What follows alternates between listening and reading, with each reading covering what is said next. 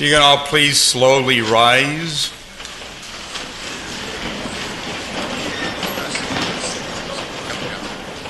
I said slowly because the camera still hasn't come on. But now it did, so we're on. So please, let's say the Pledge of Allegiance. Ready? Begin. I pledge allegiance to the flag of the United States of America and to the republic for which it stands, one nation, under God, indivisible, with liberty and justice for all. If you can remain standing, we have Bob Barnett, our police chaplain, giving us our invocation. Lord God, we begin this night by inviting your presence to be here. We count it a privilege to be able to serve our community. We ask a blessing upon our mayor and the city council members. We ask that you give them the wisdom they need, Lord, as they guide our city. We're mindful tonight, too, of all the first responders in our city. We ask that you keep them safe. We thank you, Lord, for so many people that make this city wonderful. We ask that, Lord, our city would always have a reason to smile at the future. And bless those tonight that are here to be honored for their public service. We thank you in the Lord's name. Amen. Thank you. You may be seated.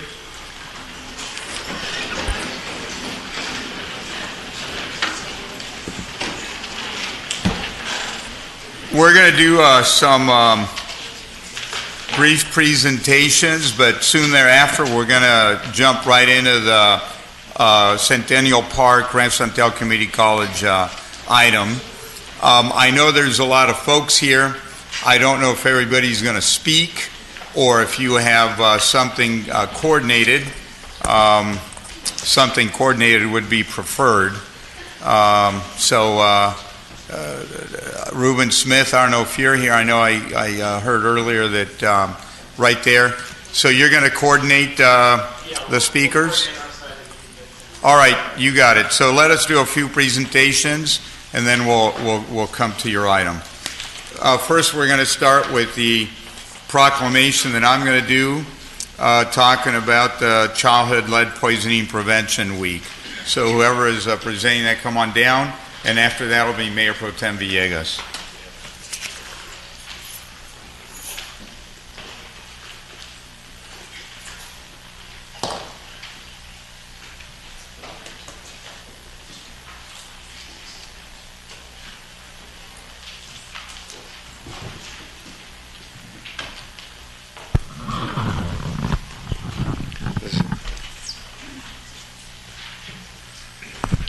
I'm going to let's say a few words here in a moment, but let me first say that it's my privilege to present this to you because I know you do a lot of work helping kids in particular that have lead poisoning.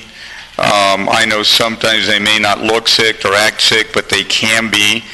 It's a very, very toxic element, and it's not made to be in the human body.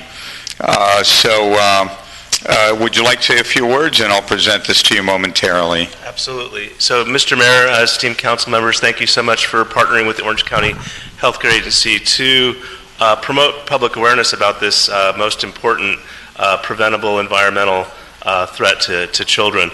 As you mentioned, it's a silent disease. Folks may not even know their children have been exposed, and so that's why it's so important that we do universal screening on young children who are in publicly funded programs like Medi-Cal, Head Start, and WIC, so that we can detect it and identify those that are exposed and get it out of the home so that they don't get those permanent problems. So on behalf of the healthcare agency, I have esteemed colleagues from environmental health and from our lead program itself, and we just want to thank you again for helping us to raise awareness about this condition. Why don't you put that mic down and come on over here, and I'll read this to you and present it to you. Apparently, since pre-1978, paint had lead. Exactly. So there's still a lot of it around. Mm-hmm. And apparently you found something like 400 cases of ages 0 through 5 here in Orange County last year. Yes. So unfortunately, it's still happening more than we would like to think. So, please keep up the good work. And here's a proclamation recognizing this as Childhood Lead Poisoning Prevention Week, and it's my privilege to present it to you. Thank you so much. Great.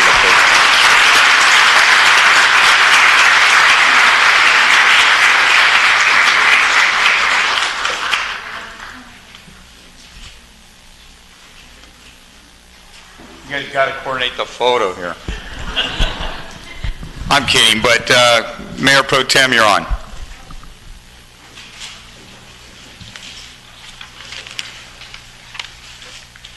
Thank you, Mr. Mayor. If I can have the folks from Casa de la Familia join me up front.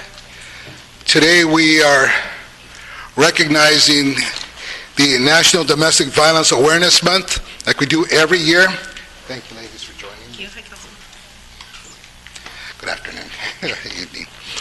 So domestic violence is something that we in the Latino community, it's taboo to speak about.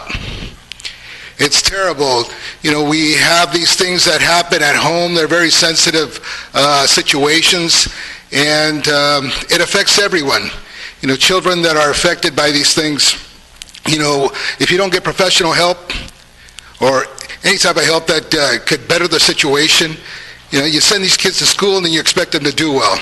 And it just doesn't work like that. So we are here today, I am here today presenting a proclamation on this Domestic Violence Awareness Month.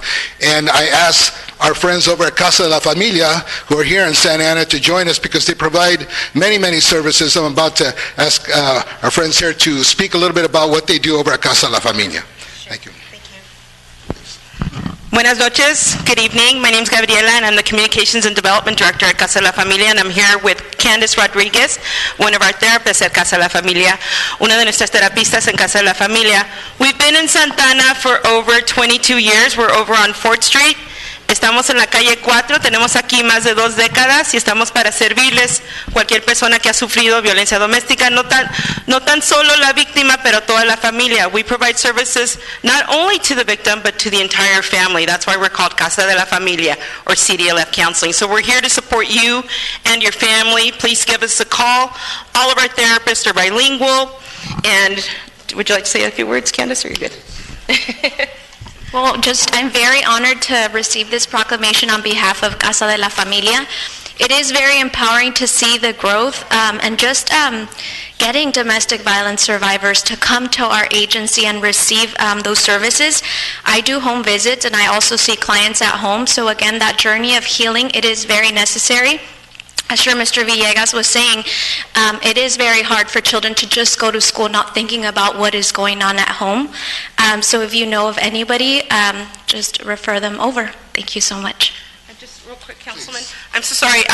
We have a campaign. It's called Love Without Violence. Tenemos una campaña que se llama Amor Sin Violencia, because love shouldn't be violent. El amor no debe de ser violento.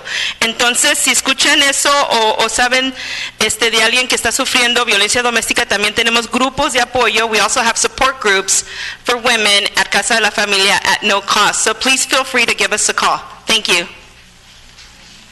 Thank you very much. I'd also like to report out that in a couple of months we will be opening our Family Justice Center here in Santa Ana. I've been working on that quietly for about 3 years now. Casa de la Familia will be joining us, providing services. And this is a facility that streamlines services for victims of domestic violence, child abuse, elder abuse, and sexual assault. So I want to thank everyone for, thank Casa de la Familia for being here today, and on behalf of the Mayor and City Council, please accept this proclamation on National Domestic Violence Awareness Month. Thank you, Councilman.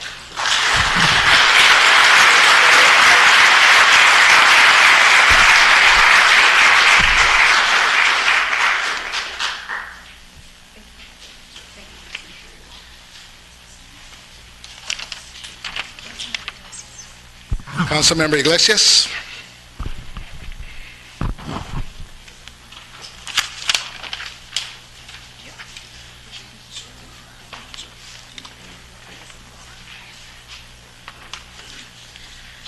Good evening, everyone.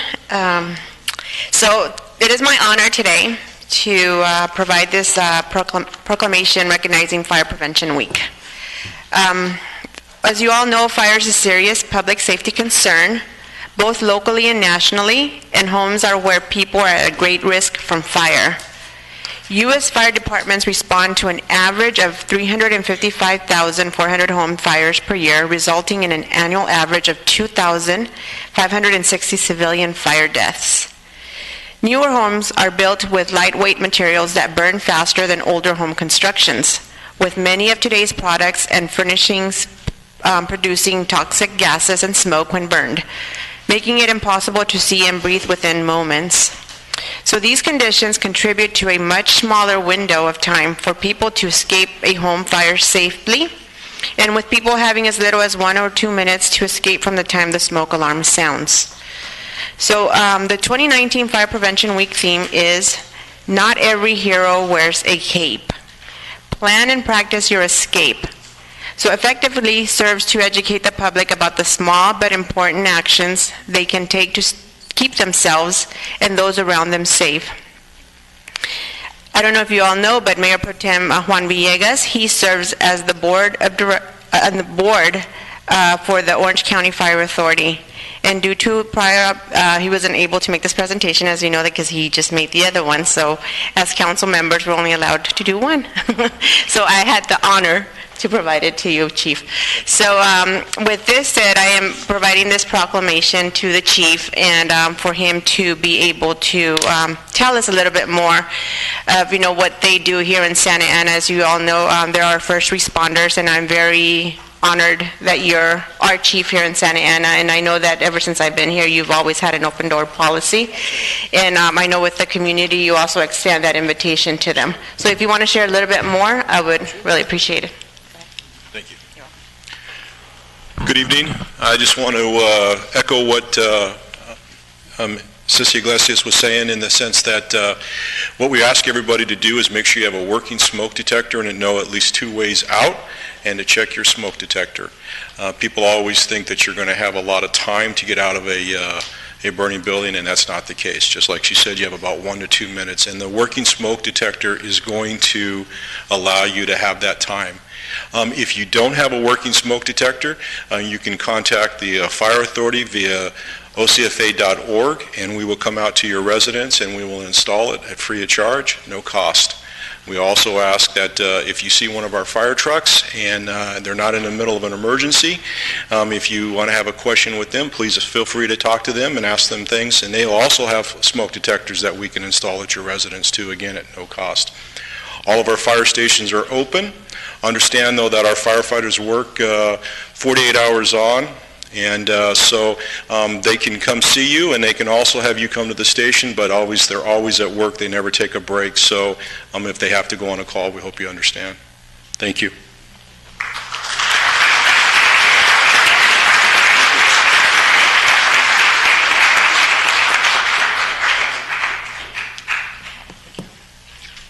Okay, now we'll have Councilmember Peñalosa.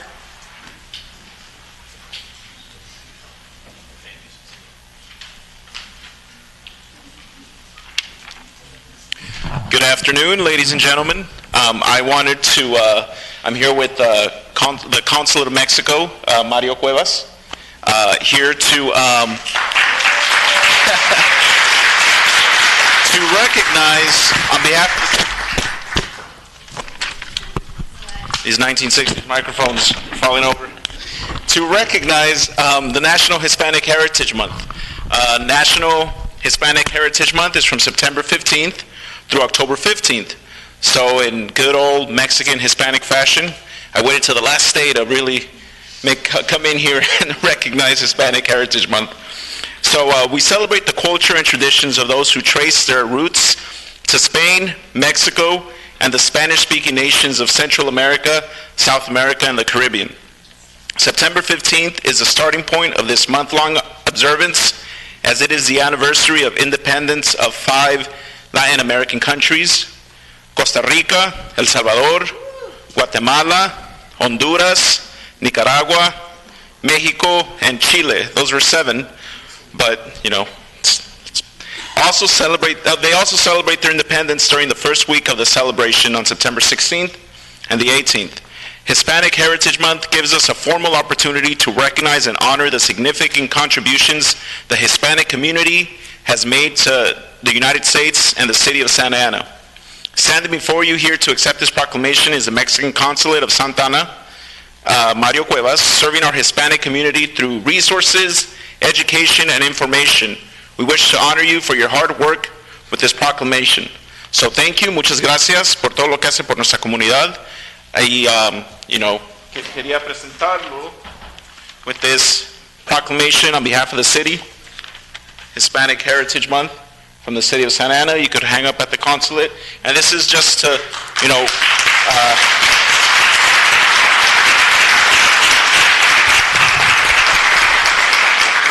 and it was very important to recognize this month because, Santa Ana is predominantly Hispanic, and we wanted to make sure that we, not just this month, but the entire year, it's important that we all recognize our culture every day. So thank you so much. Muchas gracias. Thank you very much. If you want to say a couple words, Go ahead. I'll hold this.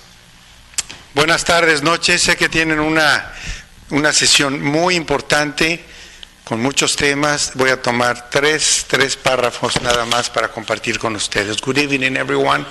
It is my honor, great honor for me to be part of today's City Council meeting to accept this proclamation and recognizing Hispanic Heritage Month, a month in which we not only celebrate but acknowledge the culture, traditions, and contributions of the Hispanic community to this country. As you can see, I am a little nervous because I have to say thank you and good evening everyone with the council, mayor, everyone. Thank you very much. Council members, it's my pleasure to be here, my honor, and my colleagues from the consulate as well. Santa Ana is the most Mexican city out of Mexico in terms of percentage. It's almost 80% Mexican origin. So that's a big honor, and that's a big responsibility. The consulate has been there from 1999, and we're still working with our brothers and sisters from other consulates. So it's a big honor, and I really want of this population a strong commitment for the family, for the work, to keep on going. The times are not the certain times.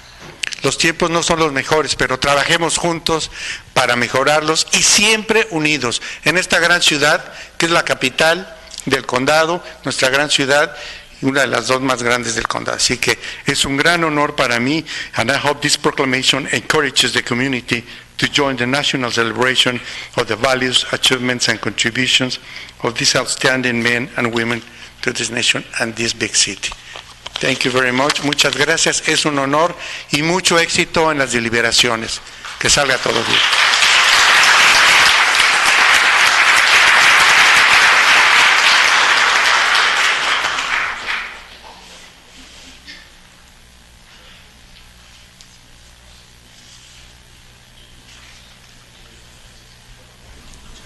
And next we have Councilmember Vince Sarmiento.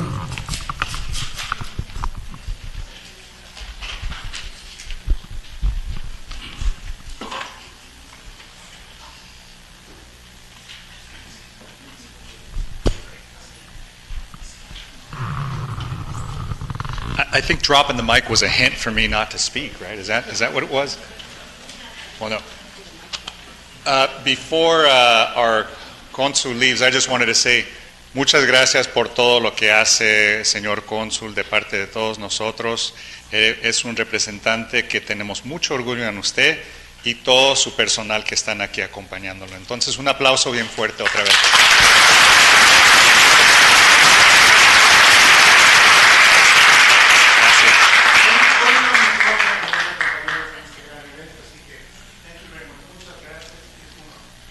Gracias.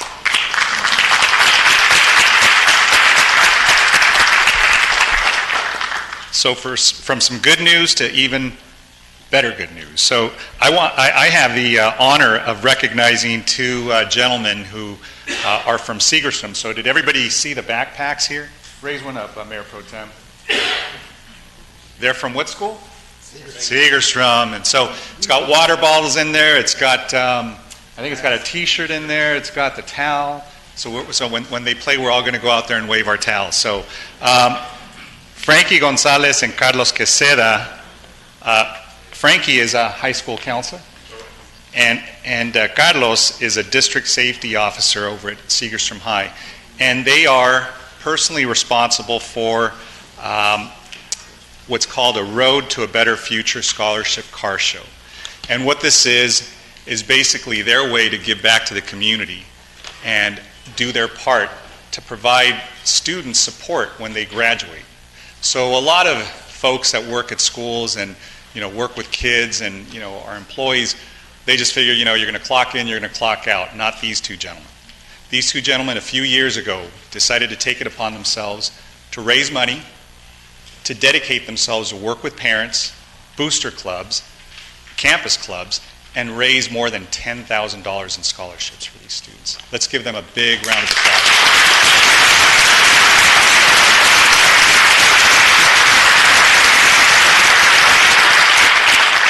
And I think that a lot of times what students hear, especially our kids here in the city, they hear about all the negativity that the press talks about Santa Ana.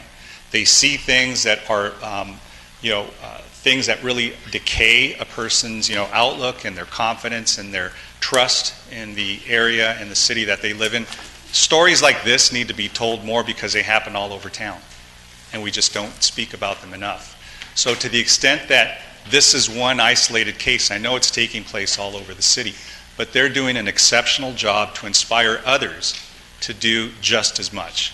And I know having our chancellor here from the Santa Ana College, Rancho Santiago, and our representatives from the Board of Trustees, these folks get your students ready.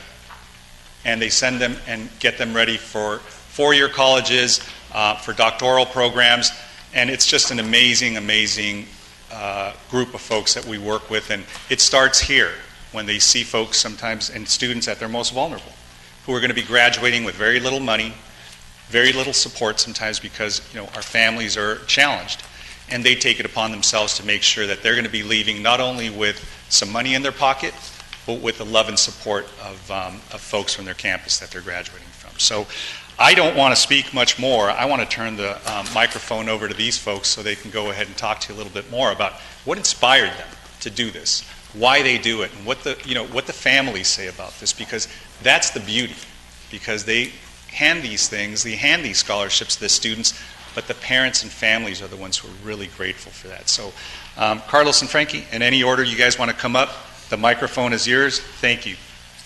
Appreciate it.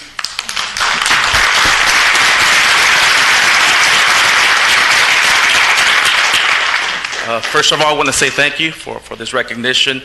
Both Carlos and I are products of the Santa Ana Unified School District, and so our love is here in our community. And what started as a simple idea has now become this great annual event where we have a lot of parent, community, student support.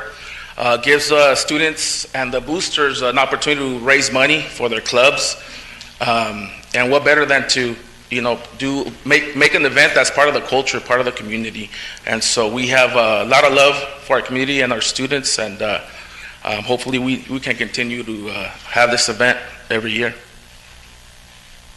Yes, kind of to piggyback on what Mr. Gonzalez has said, we're both lifelong residents here at this city. Our hearts here in this community, we've spent, our kids here in this district, gave ourselves to this district, and we're grateful.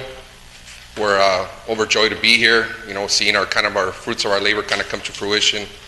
And there's so many people, I don't want to take up too much, I know you guys got a full plate, but there's so many people to thank. And first off, our administration team at Segerstrom, it takes so much to put this all together, and so many components, and for their support, our counselors, our parents, alumni, community, small businesses, everything. It takes we plan this event every year in April, and we started already, and after many, many long, hard nights, brainstorming, putting things together, and here we are. And car clubs, meeting with the community and getting everybody together, and it's an awesome thing. And we thank you guys for having us here, and I know a lot of you who have entrusted us with your children at Segerstrom and the school district. We're very proud to represent, and we thank you all, each council member. We appreciate it. I hope you guys like our little, from the Segerstrom family, a little token of our appreciation. So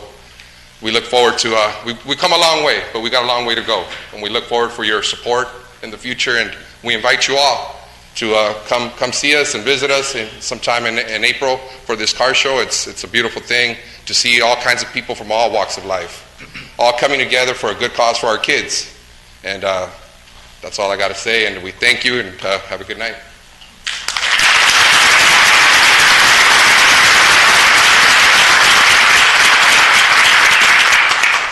Why do you guys want to get off the floor so quickly? This is good stuff, man. This is stuff we want to hear.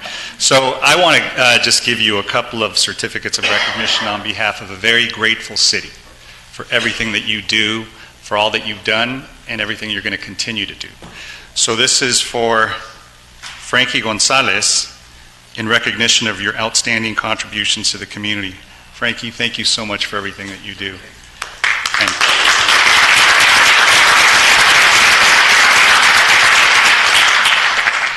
And Frankie was telling me back there that the students all know Carlos by first name, right?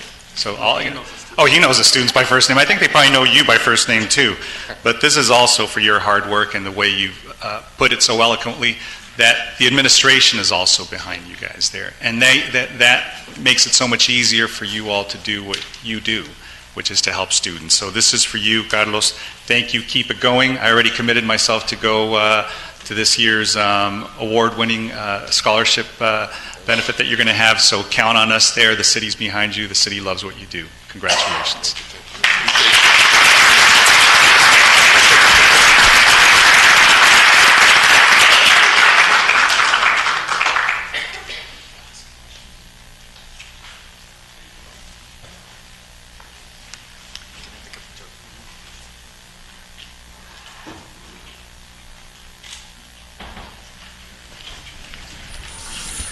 Next, we have Councilmember Solorio.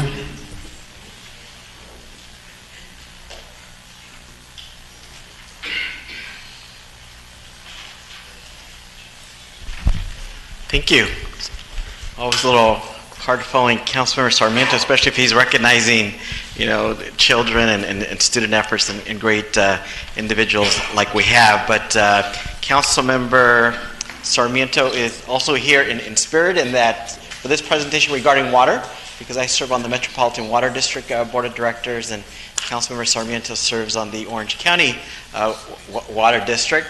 And I'm real pleased and honored to today recognize as the start of the water year. Many folks don't know that the water year starts October 1st. My wife said, "But where's the rain?" It comes later, but this is the official start, and we're really privileged in Santa Ana to have some amazing programs and some amazing staff, and I'll talk about them as well. I have here with me Nabil Saba. He's the Water Resources Manager, and I know there are some folks from the Water Department that we'll talk a little bit more about in a little bit.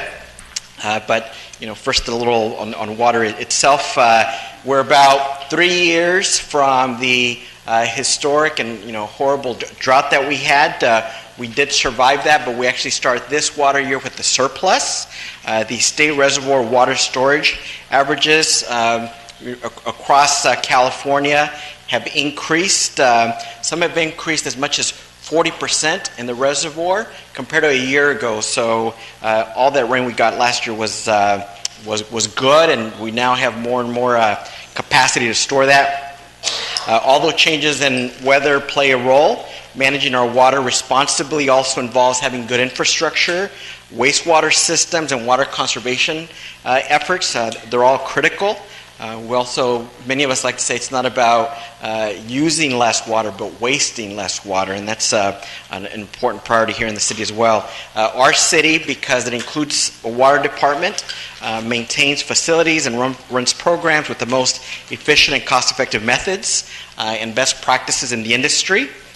We promote, and we're doing more and more every year, which is nice to see, more and more water conservation and environmental sustainability programs, including with partners like the Coast Keepers and children, and we're having more landscape workshops. Also very recently, the City of Santa Ana joined our broader MET program to start a publicity program to talk about California native plants, because many want them but don't always know, and nurseries are a key part of that. And so this program called CalScape is something that this city has joined. Today, via a proclamation that I'm going to present recognizes October 1st, 2019 through September 30th, 2020 as the water year, and recognizes the contributions of our city and city staff in protecting and sustaining the highest water quality and sewer services at a good and affordable price. But also, let me say a few other things that aren't here on my prepared sheet. First, with all the folks from the Rancho District, so many water science and other degrees that you have, apprenticeship programs, certificates. All of Orange County benefits, from the quality of your faculty and your program. So thank you in particular, to Trustee Alvarez and Hannah for being here, and our new, Chancellor as well. The rain's been good, as I mentioned, but we also have to maintain our system, and our department does that with some fantastic staff. There's a lot of rehabilitation and maintenance work that needs to be done. But I'm also really pleased whenever our employees work within the industry to learn best practices, to collaborate, to understand, case studies. And there's an association called the Orange County Water Association, and they have an annual contest where they have water departments compete with other departments, and I think it's the only one that that really is the biggest competition. It's called pipe tapping, and our City of Santa Ana Water Department won that contest. Let's give them a round of applause for that as well.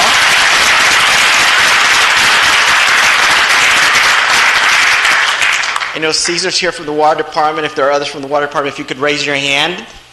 Very good. And come on up. We'll have you in the photo. Come on up. Don't be shy, since you're here already anyway.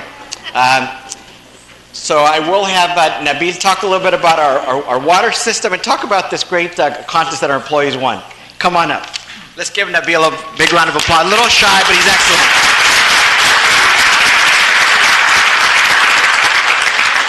Well, thank you, Councilman Solorio. I just wanted to thank the mayor and the council members here in the city for their support, and I'd like to also thank the city manager for the support, and the executive team are really dependent on you guys for everything that we do. We look forward for a great water year next year. We have quite a bit of projects, capital improvement projects that we're taking on. So our objective really is to deliver the best quality water at all times to all residents in the city. And we are proud in our system. We continue the investment in the infrastructure, and we look forward for a great year next year. Thank you again for the recognition.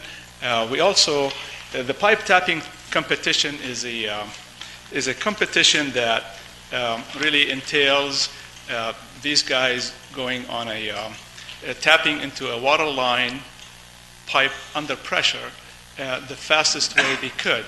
The competition is pretty fast. Our team has won quite a bit of competitions. We have first place. We won first place 3 times at the Orange County Water Association over a few years. Also, we won first place 3 times at the Huntington Beach Public Works Week competition. We also won 3 times. We ranked 3rd place 3 times at the American Water Works Association competition throughout the California and Nevada section. That's nothing to be. I mean, it is a lot to think about and be proud of, because these guys work really hard in practicing and showing their skills in tapping the line. We own the best record in Orange County for the tapping competition, and I'd like to introduce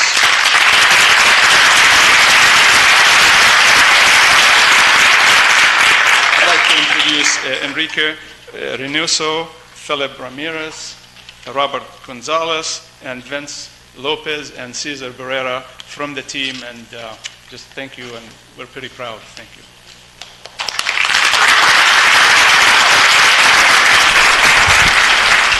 Water is life. La vida es agua, and I know John's a big believer in the water that we need, for our state and for our city. So again, on behalf of a grateful city, we're amazed by all your wins. I didn't know you had so many victories, including the record. So on behalf of our mayor and city council, congratulations.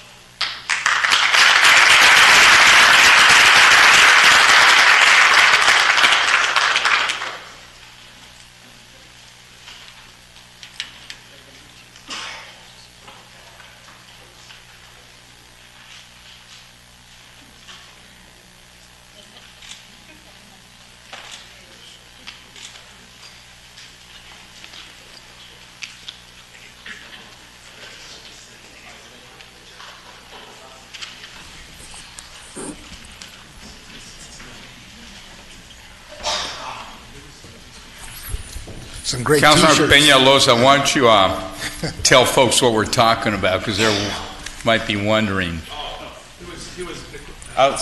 Just tell them in the mic. Yeah, I was just simply asking what the shirts symbolize, because I noticed there was a memorial ribbon on the. So, if, Nabil, if you could explain a little bit. Sure. The symbol LV is for Luis Verdisco, who passed away. He was part of the team, and so in honor of his service to the city, they had that on their And on the back you have a logo that said Santa Ana, and yes, West Coast Tappers is our team, and we represent Santa Ana, and the team was established in 2014 or so. So we've been tapping for 4 years now. So. and many more to come. Thank you.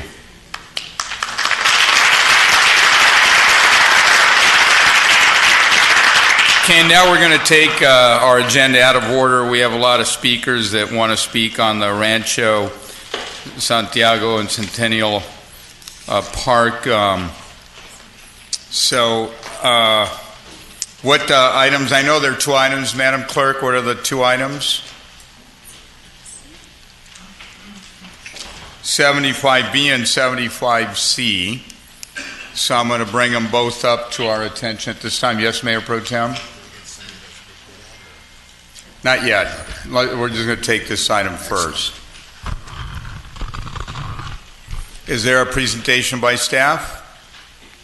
Seeing none. I'm a little bit confused. I've got quite a few speakers here, Ruben, but then I received a message from you talking about 5 speakers. Should I go with the 5? And I have like Yvette Aguilar, Debra Cisneros, Jeremy Laughs, Dr. Linda Rose, the other names I recognize. All right, so I'm going to go with the 5 and see how we do. If I have complaints after that, we'll handle it then. So of the 5 speakers, let's start with Board Member Claudia Alvarez, please. And then followed by Dr. Linda Rose, I believe it is. Good evening, Mayor Pulido, council members. It's great to be amongst the city family again. So most of you know me, but today I wear the hat that's most important to me, and that has to do with education. I am the board president of the Rancho Santiago Community College District, and we have with us 2 of our board members as well. John Hanna is here today, and of course our student trustee, Theodore Moreno. You're going to hear from him later. Today we're here to talk about a historic moment, and I call it historic because we've been working on this for quite some time.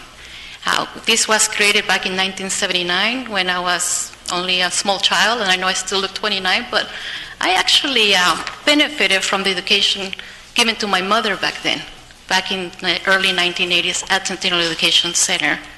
And I will bring you back to then 2009 when the first original 30-year lease expired. And I sat here as your Mayor Pro Tem in 2009 and talked about the importance of this center and went ahead and supported a 5-year extension. But that was the year that the 99-year lease conversation began. And we have that documented with our former city manager, Dave Ream, having sent a letter to the district saying, let's talk about 99-year lease, even with an option to buy. We gave a 5-year extension while I sat here as a council member, very much caring for education. I went on to the board and now serve, as you know, with our colleagues and represent Santa Ana College as well, which is the college where Centennial Education Center belongs. Let's talk about Centennial Education Center. It's a wonderful facility. Unfortunately, it's sitting on bungalows. Bungalows that have a 10-year lifespan, and we're talking about year 39 on those bungalows.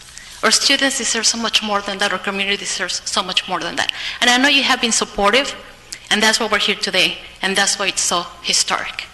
We had a conversation about 4 years back about the improvements that we needed, and I remember that Councilmember Sarmiento and Mayor Pulido went over and walked the center, and with the city manager at the time, talking about, yes, we have a commitment to this center, and now it's actually come to fruition.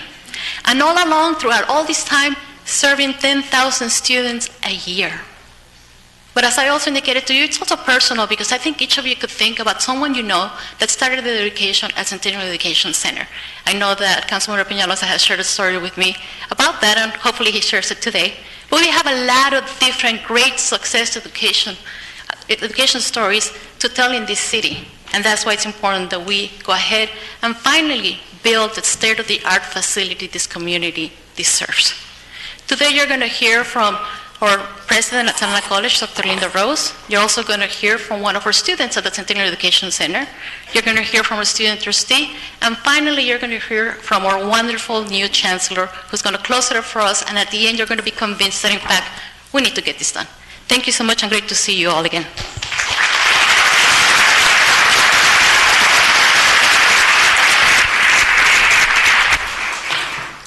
Dr. Linda Rose, and then after that, a student representative, and then after that, a student trustee. And Mayor Polito, may I just mention that since you're taking these two items together, 75B and C, since C is a public hearing, if you would just open that public hearing, all of this testimony will actually be included.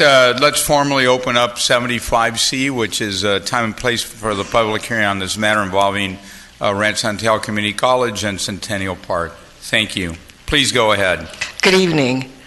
Thank you so much for allowing me to speak this evening. I really want to thank the City Council for the partnership between Santa Ana College and the city by allowing us to use Centennial Education Center, to use the park. But nothing I can say is going to top what the student is going to say to you about their experience at Centennial Education Center.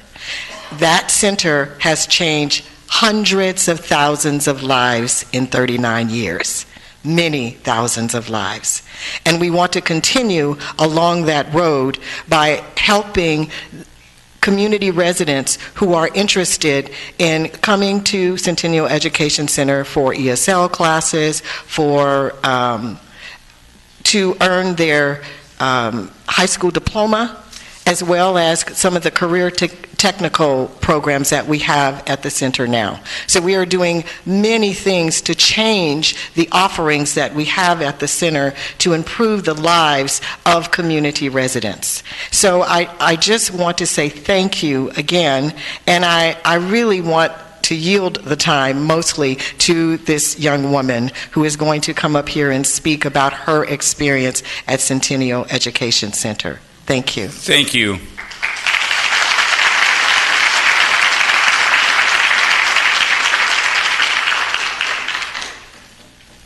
Can you just give us your name for the record, please? My name's Leslie Sanchez. Go ahead. Good evening, Mayor and members of the City Council. Like I said, my name's Leslie Sanchez, and I'm here today to just share with you the impact that the Centennial Education Center has had on me and my life. I dropped out of high school at the age of 16. I was dealing with issues of drug abuse and gang violence. I began my journey at Centennial, a student who was broken. I was lost. I was unmotivated. And it was at Centennial that I really found a community that supported me and guided me down the right path. And I feel that Centennial really allowed me to build a foundation where I could redirect my life. And I graduated Centennial with my high school diploma and with honors, and in the process I also convinced my older sister to join me, and we graduated together.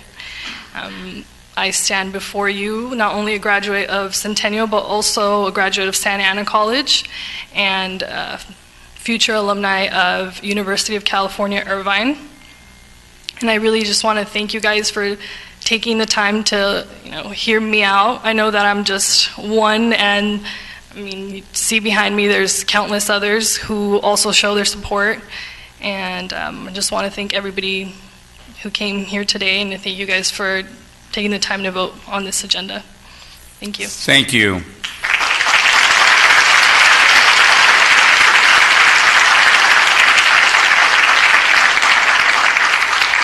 I understand, do we also have a separate student trustee as well?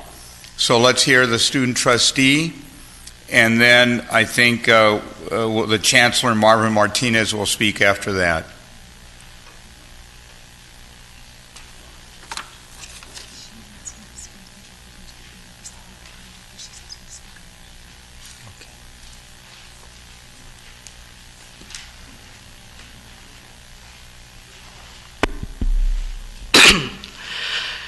Good evening. For the record, my name is Theodore Moreno, and originally I did not have intentions to speak today. However, when the nice ma'am outside asked me, "Are you here to speak on any line items?" My heart couldn't allow me to say no.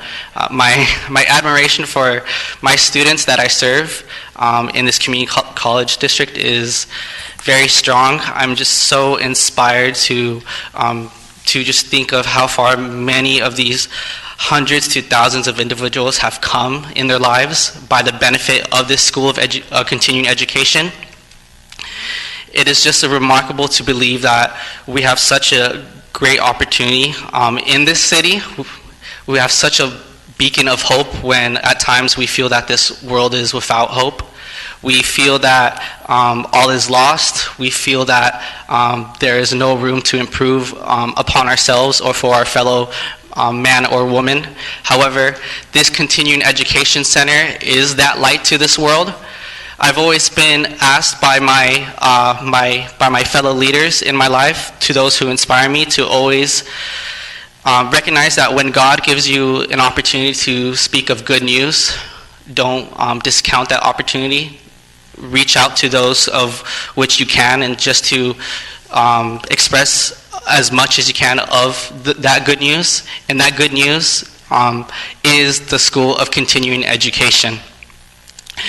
I am inspired by many students, such as Maria del Carmen. She is the Center of Continuing Education within the student government of Santa Ana College, and she is a champion for her fellow students.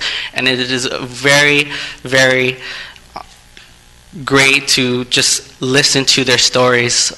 Many students don't know English as a first language. They come seeking essentially the American dream. They come to benefit their families and to give hope to one another, as we would want to see that hope in our own families.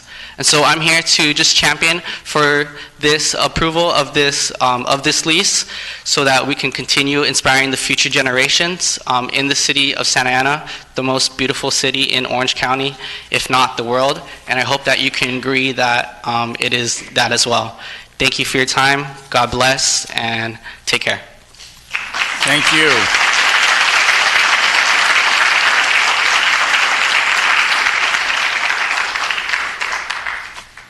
Chancellor Martinez, before we begin, if you could maybe, just for our own edification, just give us a couple numbers. How many students are associated with this particular continuing education program, and how large is the campus now? I went over there recently. You have more buildings and more people. Yeah. What are the numbers, if you don't mind, please? Wait, all good questions.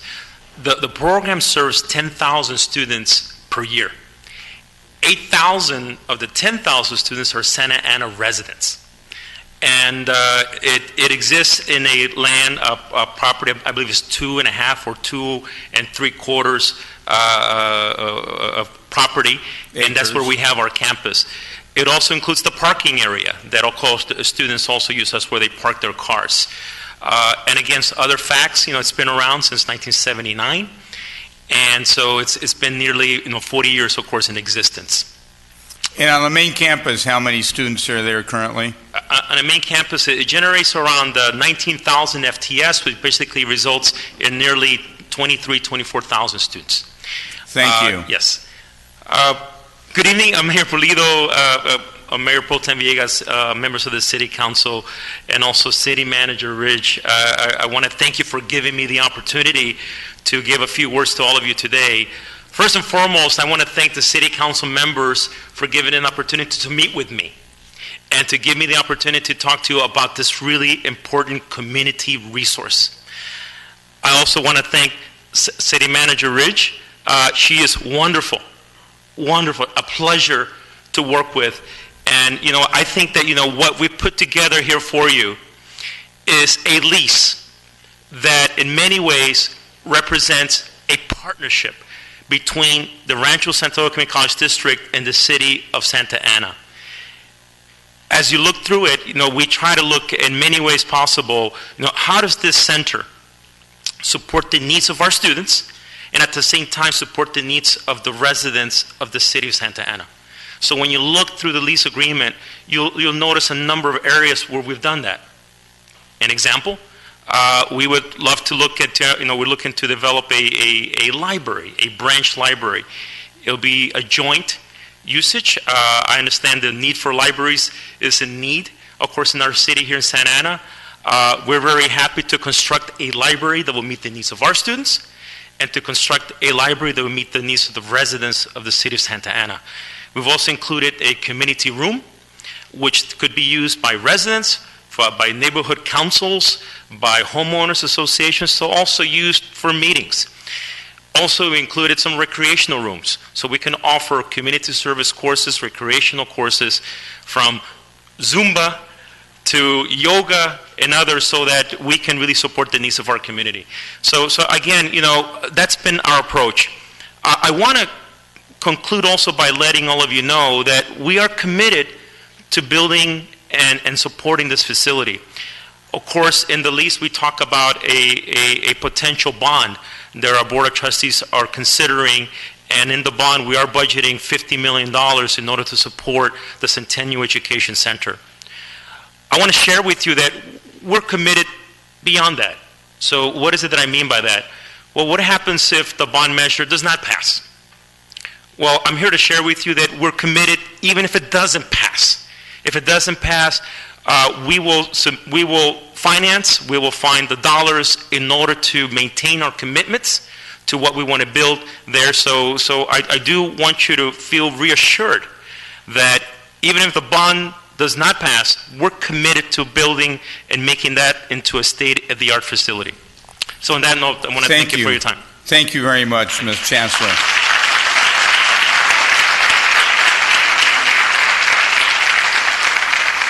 I understand I also have an Evelyn Torres that wants to speak.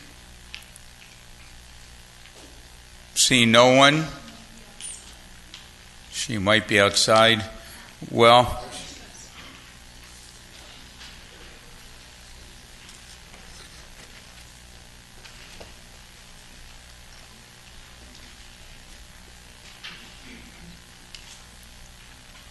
Evelyn, please go ahead. Hello, good afternoon. My name is Evelyn Torres. I am a 16-year-old resident here in Santa Ana, and today I came to speak to you about item 75C, and I wanted to tell you all that I support the building of the safe skate space on the future park on the currently vacant lot on Ray and Myrtle. A lot of families live in apartments or garages, and therefore they do not have access to their own yards. Even when they do, oftentimes apartment managers will not allow youth to play in their spaces. This forces them to stay at home and play video games or play near the dangerous streets, which can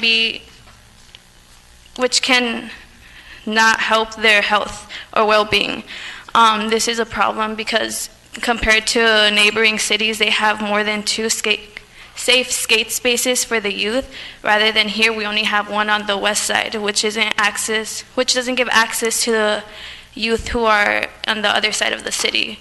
And I really hope that I actually have some people in the back who have been going to city input meetings, and we've been doing a process of like probably 2 years that we've been working on being able to have safe skate spots for youth in the city. And I hope that the city listens to the youth that have been taking their time out of their day to go to the input meetings to support the building of safer skate spots. Thank you.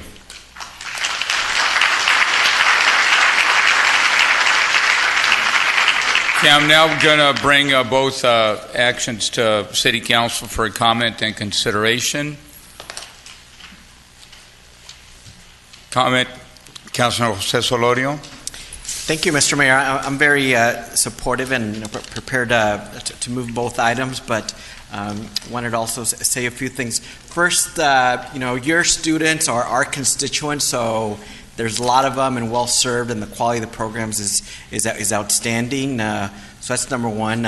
Second, this idea of a library, especially because we are short on libraries in Santa Ana, is very welcome, with or without a bond, and we'll see how we can help support that vision, because it's an important one. Also, I've mentioned to the new chancellor, who's fantastic, and Ruben in a meeting that the location's a little bit tucked away, and I think the school would benefit from signage on Edinger and or Fairview to promote your programs and city programs as well. We have things like, the big 150th anniversary ceremony there. We do our 4th of July ceremony there. And, the park, it's of a good size that, would benefit from some signage to promote programs and the location for the events. Finally, and we got to figure out really how this all fits, but I know there in the past has been talk of a pool for Godinez or an aquatic center for Godinez, the broader community. And as we're having conversations about the college district, I think we also need to think about Centennial overall, Godinez, and how some of these things relate together. Because again, I could see families or individuals in the family, use city services, school district services, or college district services. So, I look forward to having those kinds of conversations with you. But I'm very supportive. I know we've been hearing this item many times, and we want to get this going. We want to grow and improve the services there. So thank you all so much. Why don't you go ahead and make a motion for purpose of discussion, then we'll all I'll move both items. Okay. Second. So we have that motion to second. Now we'll keep talking. Councilmember Thank you, Mr. Mayor. Peñalosa. I just wanted to make sure that, for the record, it's stated that I want to make sure that we have an agreement in place when it comes to the library use, the community center, because from just watching the relationship between the school district and the joint use agreement, and there's always, I could see residents wanting to use the community room, whenever this is built, and having to go through countless obstacles and just unnecessary red tape to book the room or whatnot. So I want to make sure that there's a really good partnership when it comes to this community center and this library, where we could easily access it, and it could be a ready to use by any member of the community that wants to put it to good use. And I just wanted to say that I have the worst memories of this adult education center growing up, because I had to be left in the car by my mom while she was in there learning English. She, it was a benefit to her, but I sat in the car as a 10-year-old kid, sweating and hungry, doing homework with my brothers. But now I know they offer childcare, which is a good. They're improving. So I'm just it's something that I'm excited to see with that branch library that's much needed in that area and that community center. So. And your mom learned English, right? Yeah. Well, she's still. I still have to translate for her, but But hey, I enjoy it. So. With that said, those are my comments. Thank you for your comments. Councilmember Ceci Iglesias. Okay, so I want to thank you all for being here, and I just want to say, first and foremost, I appreciate the education aspect of the Santa Ana Education Center at Centennial Park. I do have a lot of questions and a lot of concerns on this item. Not because it's something that won't benefit our community, but I believe as two institutions, public institutions, trying to make something work, it's very, in my opinion, it's something that is very convoluted. And one of the things that really strikes me is, as you all know, I don't favor any tax increase on our community. And what this item is asking us is for us to approve this long-term lease, and then there's a condition there of the $50 million in bond that would be allocated to Centennial Education Center. So I would like to ask one of the members from Santa Ana College or Rancho. I know this is only for the education center. What is the entire bond that you're trying to pass? Or going before the voter in March? What is the entire budget that you're looking at? Yes.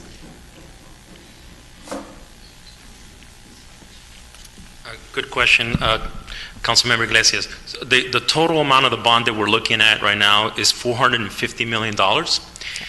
It includes a total of 7 projects that will be funded 4 at Santa Ana College, and 3 at Santiago Canyon College. So the board has not voted yet for the, so they're still deliberating, and we're hoping to move in that direction. But it's $450 million. Okay, thank you, sir. Thank you.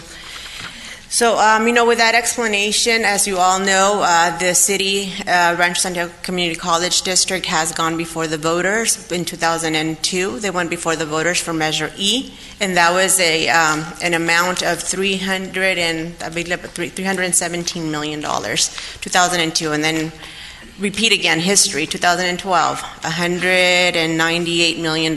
So already we're on the hook as taxpayers for almost $500 million. And then with an addition, here of, thank you for sharing that, 450. So we're going to be almost $1 billion in debt. And, I have my reserves on this. I wish, and I know I've had this conversation, if we could move forward without bringing anything that has to do with bringing more debt to our community, that would be something that I would like to talk about. But right now, the way it stands, I don't agree, because I'm looking out for the taxpayer, and I feel we already pay about $200 more a year in taxes, and with another $400 million, be a minimum $200 more a year. And then for those that have higher property taxes, it'll be higher. So, and then also here on the form, and I know we already read, it states that the share of the operation and maintenance cost of the common area is going to increase from 7.4% to 25%. That's a little bit. I think, with you guys should be paying a little bit more. I think should be 100%, because you are using it. And I know as a state, they do allocate money to you, and then that money can go back to the city. So I really thank you for your answers. Just coming back to the question in regards to the bond measure, I believe that the real question is the college district committed to building a site at Centennial Park? And the answer to that is yes. Regardless of whether we have a bond or not, we are committed to using our resources. We're committed to financing whatever that we need to do in order to build a site. So I really don't want the board to feel that this is all pending upon a bond passing. It's not pending that. We're committed to making this happen. And I get that, Chancellor. Yeah. Thank you for explaining. But I think it's one thing that we haven't even heard from the National Park Services about if we're able to do this or not. And what's the rush if it's not for us to put it on the bond in the March election? So that's my concern. If there was really no rush for us to put it, I think we could be having deeper conversations. So thank you. Yeah. Thank you. We have comments to my right as well. Councilor Vince Sarmiento, please. Yeah, thank you, Mr. Mayor, and thank you for those responses, Chancellor. And I know that this matter has been before us for quite a while. I see, Trustee Alvarez and Trustee Hanna there. I think, before we start getting too old, I think we need to address this at some point, right? We've tried.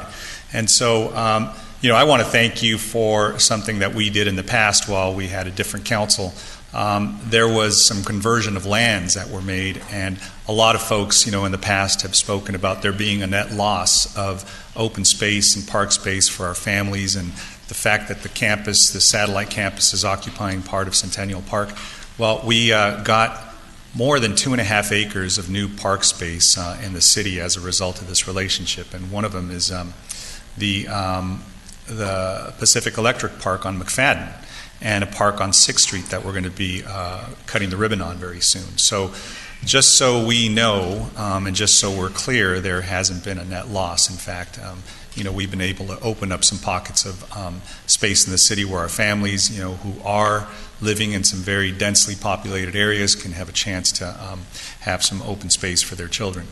To the extent that, I'm, very supportive of this, because if there's ever been a sound investment for us, it's education.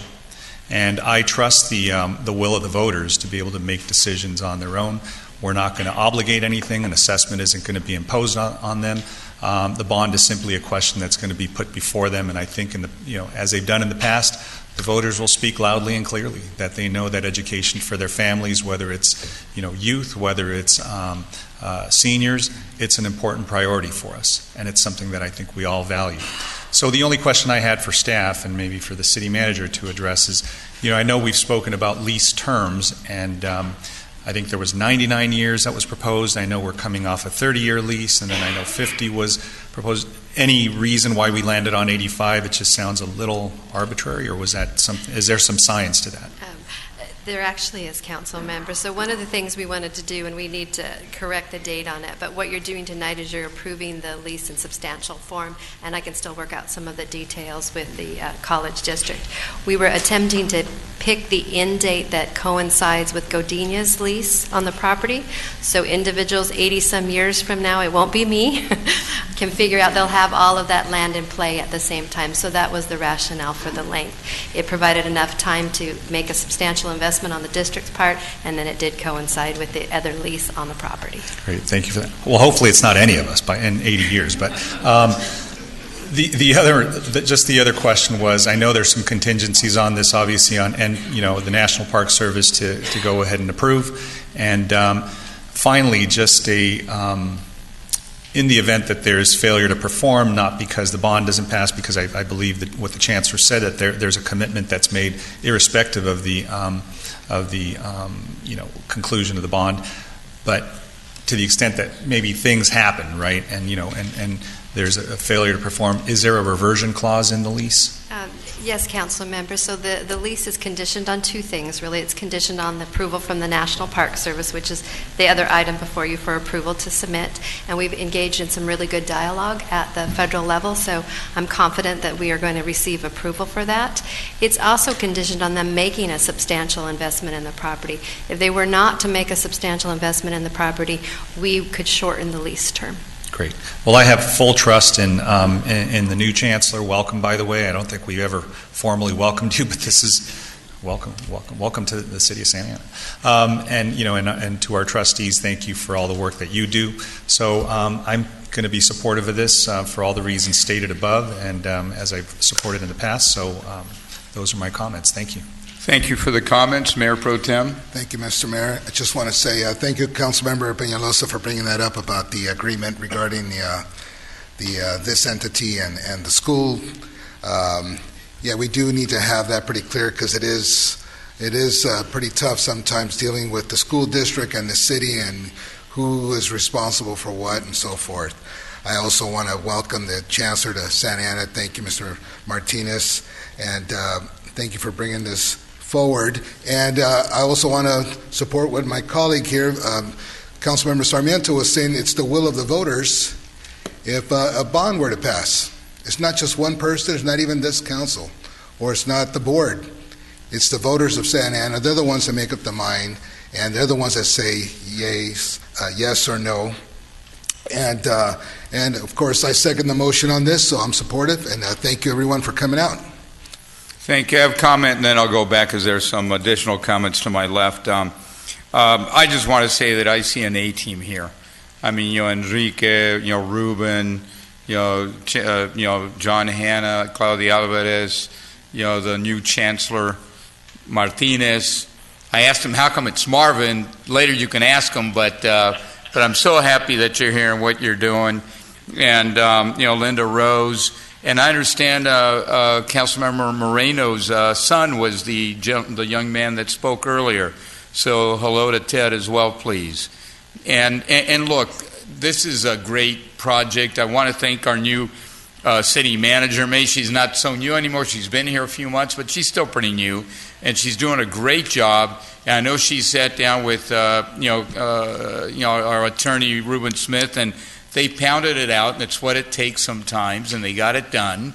And it is time, because we've been talking about this for over a decade.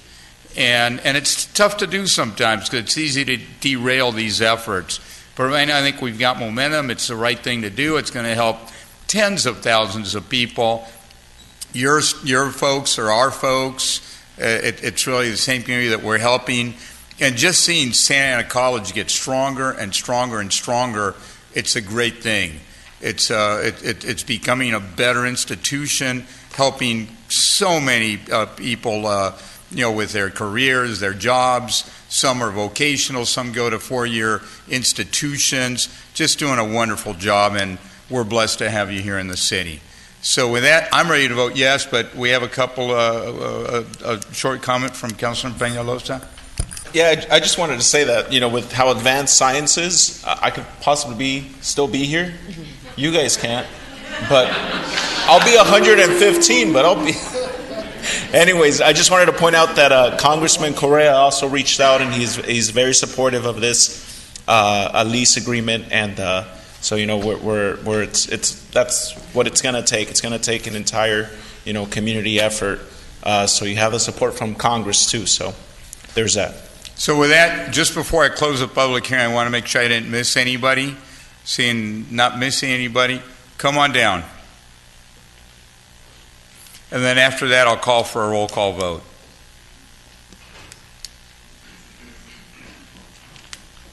Good evening, Mayor, City Council members. I'm glad to see this is on the agenda tonight. I heard a lot of good things on there. I'm glad to hear about the community benefits, possibly getting a library back on the west end side of town, but I'm kind of here tonight to talk about the process. And I'm going to channel the voice of Steve McGuigan, who was a big advocate for Centennial Park, who's no longer with us.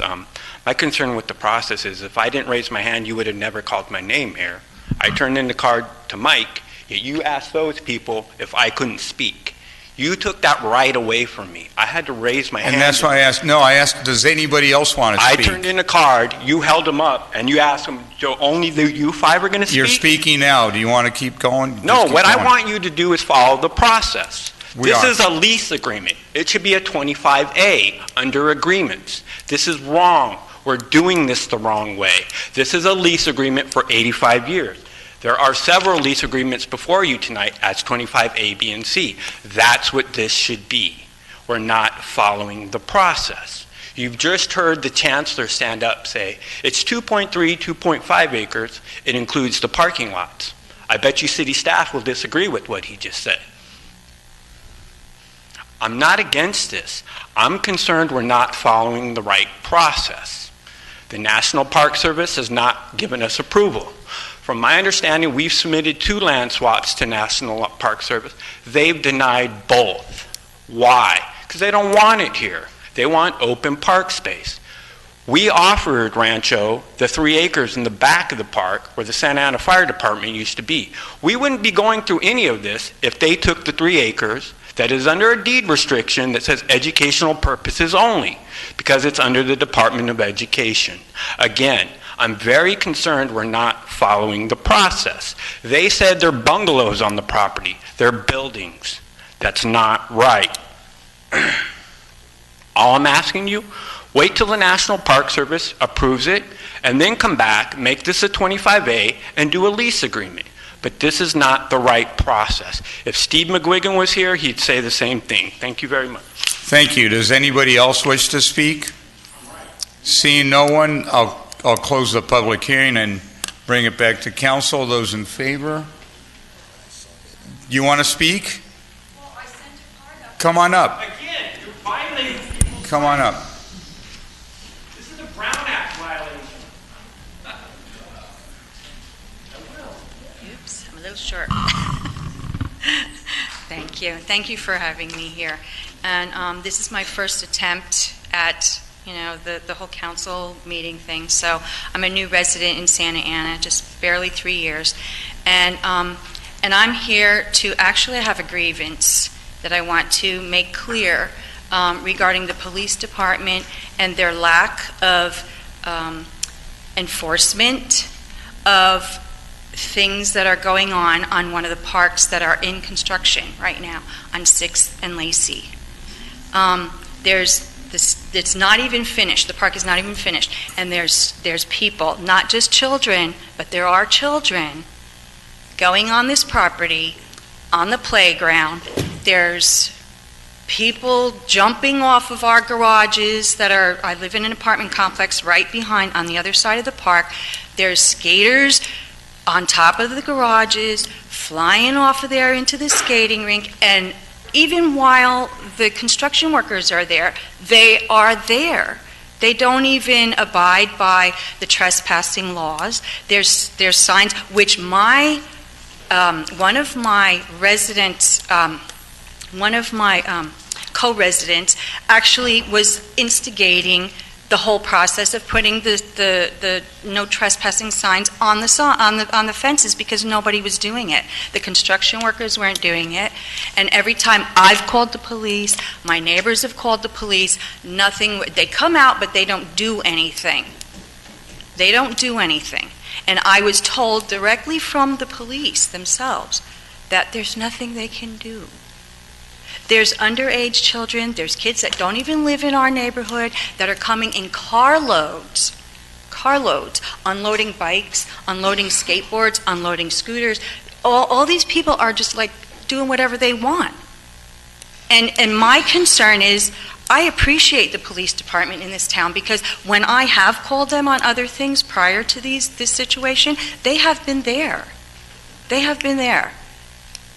And my problem right now, or my issue, is why aren't they issuing either summons or whatever? And especially when they're underage, it's like they don't care. This is what they do. The police come by, they put their lights on, because I do understand they have other more important things to do. But if this was taken care of from the very beginning, it wouldn't have gotten this far. And so none of these kids, none of these grown-ups that go there, they don't care about the police coming because the police will come, they'll honk their little light things and honk them, tell them to get out. They don't even get out of the car anymore. And they chase all the kids out, or the adults, whoever they are. They're even there after dark. The lights aren't even put up yet. If you have a moment, I know the chief came back into the room. Please meet and between him and the park ranger, we'll follow up. I would like to, because We'll this follow really up. needs to be addressed. Thank you. We'll follow What if up. somebody gets hurt, right? Chief, can you just make sure you both talk? Okay, Thank you for coming. so much. Anybody else? Come on down.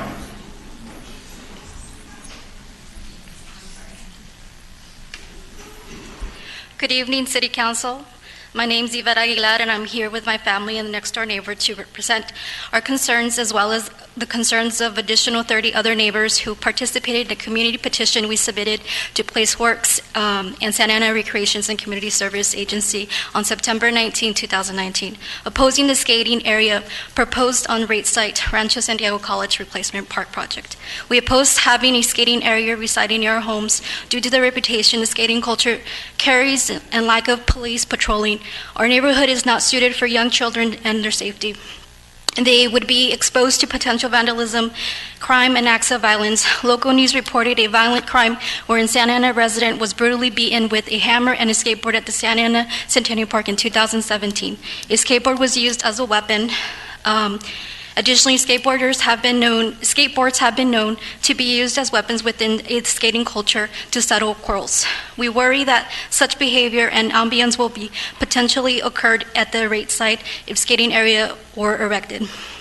We would like to prevent similar incidents to occur in our neighborhood for the safety of all residents, seniors, and children by holding off the skating area at the proposed project. The community service supervisor and the team that coordinated the community meetings regarding this project made poor effort in keeping us all informed. Most of the residents I spoke with were not aware of the project and are not in favor of adding the skating area. The neighbors I spoke with regarding the project are apprehensive about having a skating area so near their homes, fear the overall outcome of the park due to creating an area that may be used by unsupervised adolescents and children, along with the higher rate of homeless population that has increased since the Santa Ana River trails were cleared. We do not understand why the skate area was proposed after the majority of the residents are not in favor of it, nor were aware of it, or asked for opinion. PlaceWorks stated that the neighborhood is pedestrian park intended to serve the area of residents, which at this moment, they and the Santa Ana Recreation Community Center Serve Agency are failing to do so. Another concern to loud noise due to the wheels of skateboards on pavement. Per the study report provided, PlaceWorks measurements are not valid due to inadequate city comparisons. They measured noise and collected data at Harbor Skate Park located at the city of Irvine.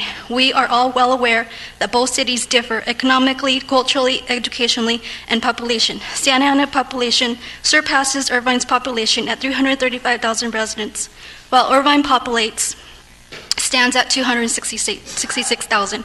We do not accept PlaceWorks noise measurement data as accurate or reliable data, nor a fair comparison. Santa Ana Centennial Park is still open to the public. PlaceWorks could have collected data from the location or other similar nearby cities with skate parks such as Costa Mesa, Fullerton. An alternative skate park location is Van Skate Park in Orange, California. The site is well established, large, and open to the public for free, and is located only 3 miles away from the site at rate. Along with the research, I came across a news article in 2010 potentially building a skate park at the potentially building a skate park and BMX field at the Santa Ana Lawn Bowling Center. You can please wrap up at Dread. Okay, we would like the ideal location. Therefore, there are larger and better and safer locations suited for the skateboarding community. We leave a copy of all our concerns, along with local news reports and crime stats, reviews, recordings. Thank you. Thank you for your time. Thank you.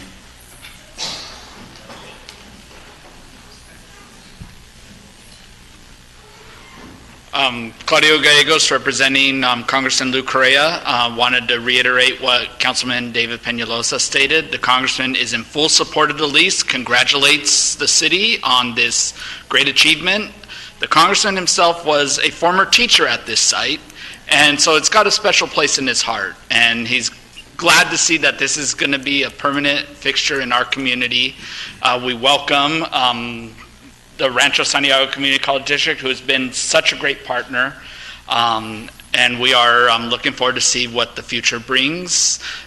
Should any issues arise with the National Park Service, please contact our office. We'd be happy to work with all parties to resolve any issues that may arise. So thank you. Please tell the Congressman we appreciate his cooperation. We know he's already intervened, and I'm sure he's going to continue to assist us all. Yes. Thank you. Welcome.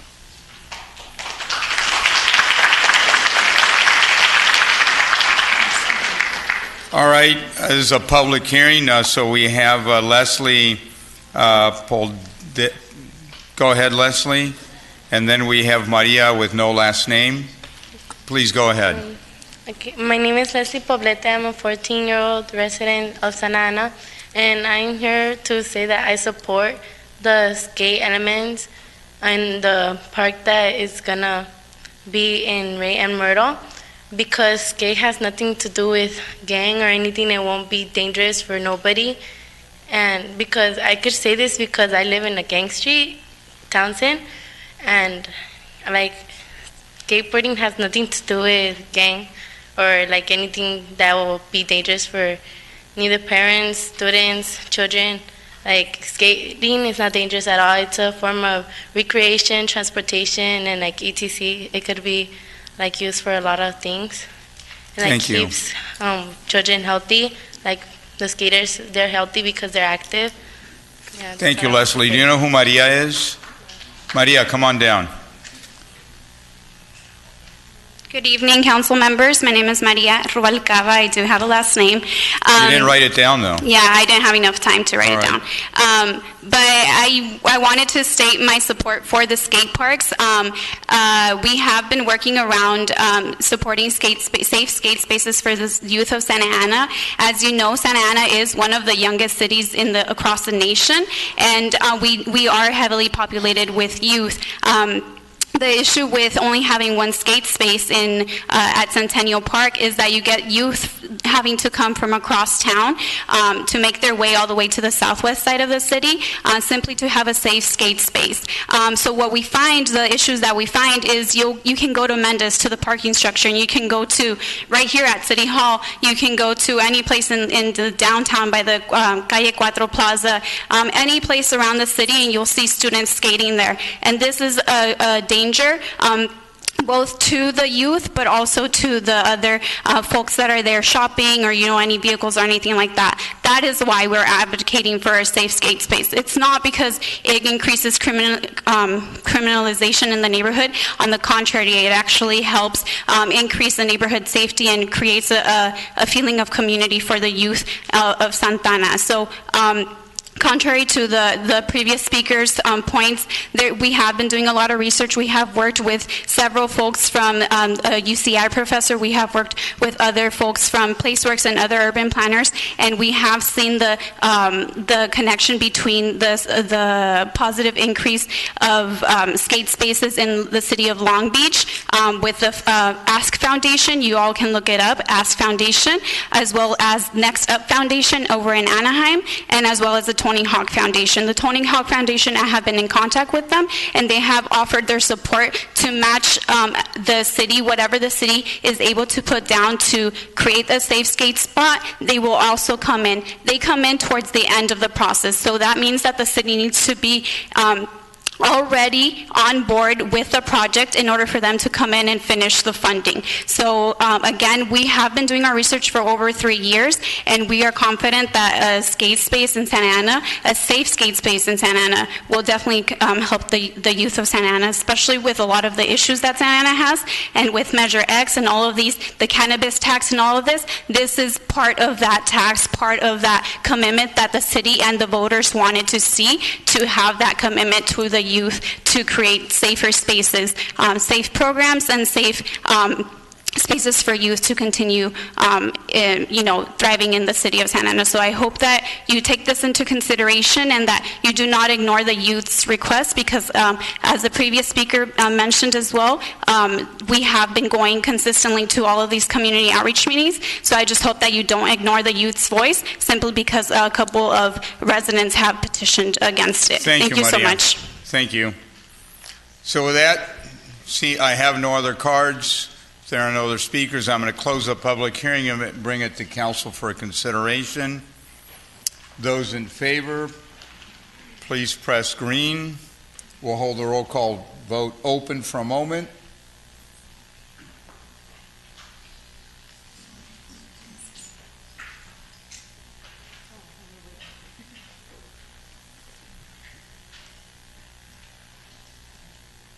Motion carries. Congratulations.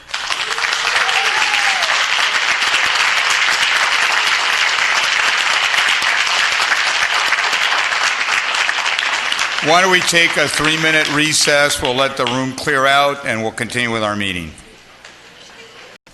I'm going to continue with our council meeting.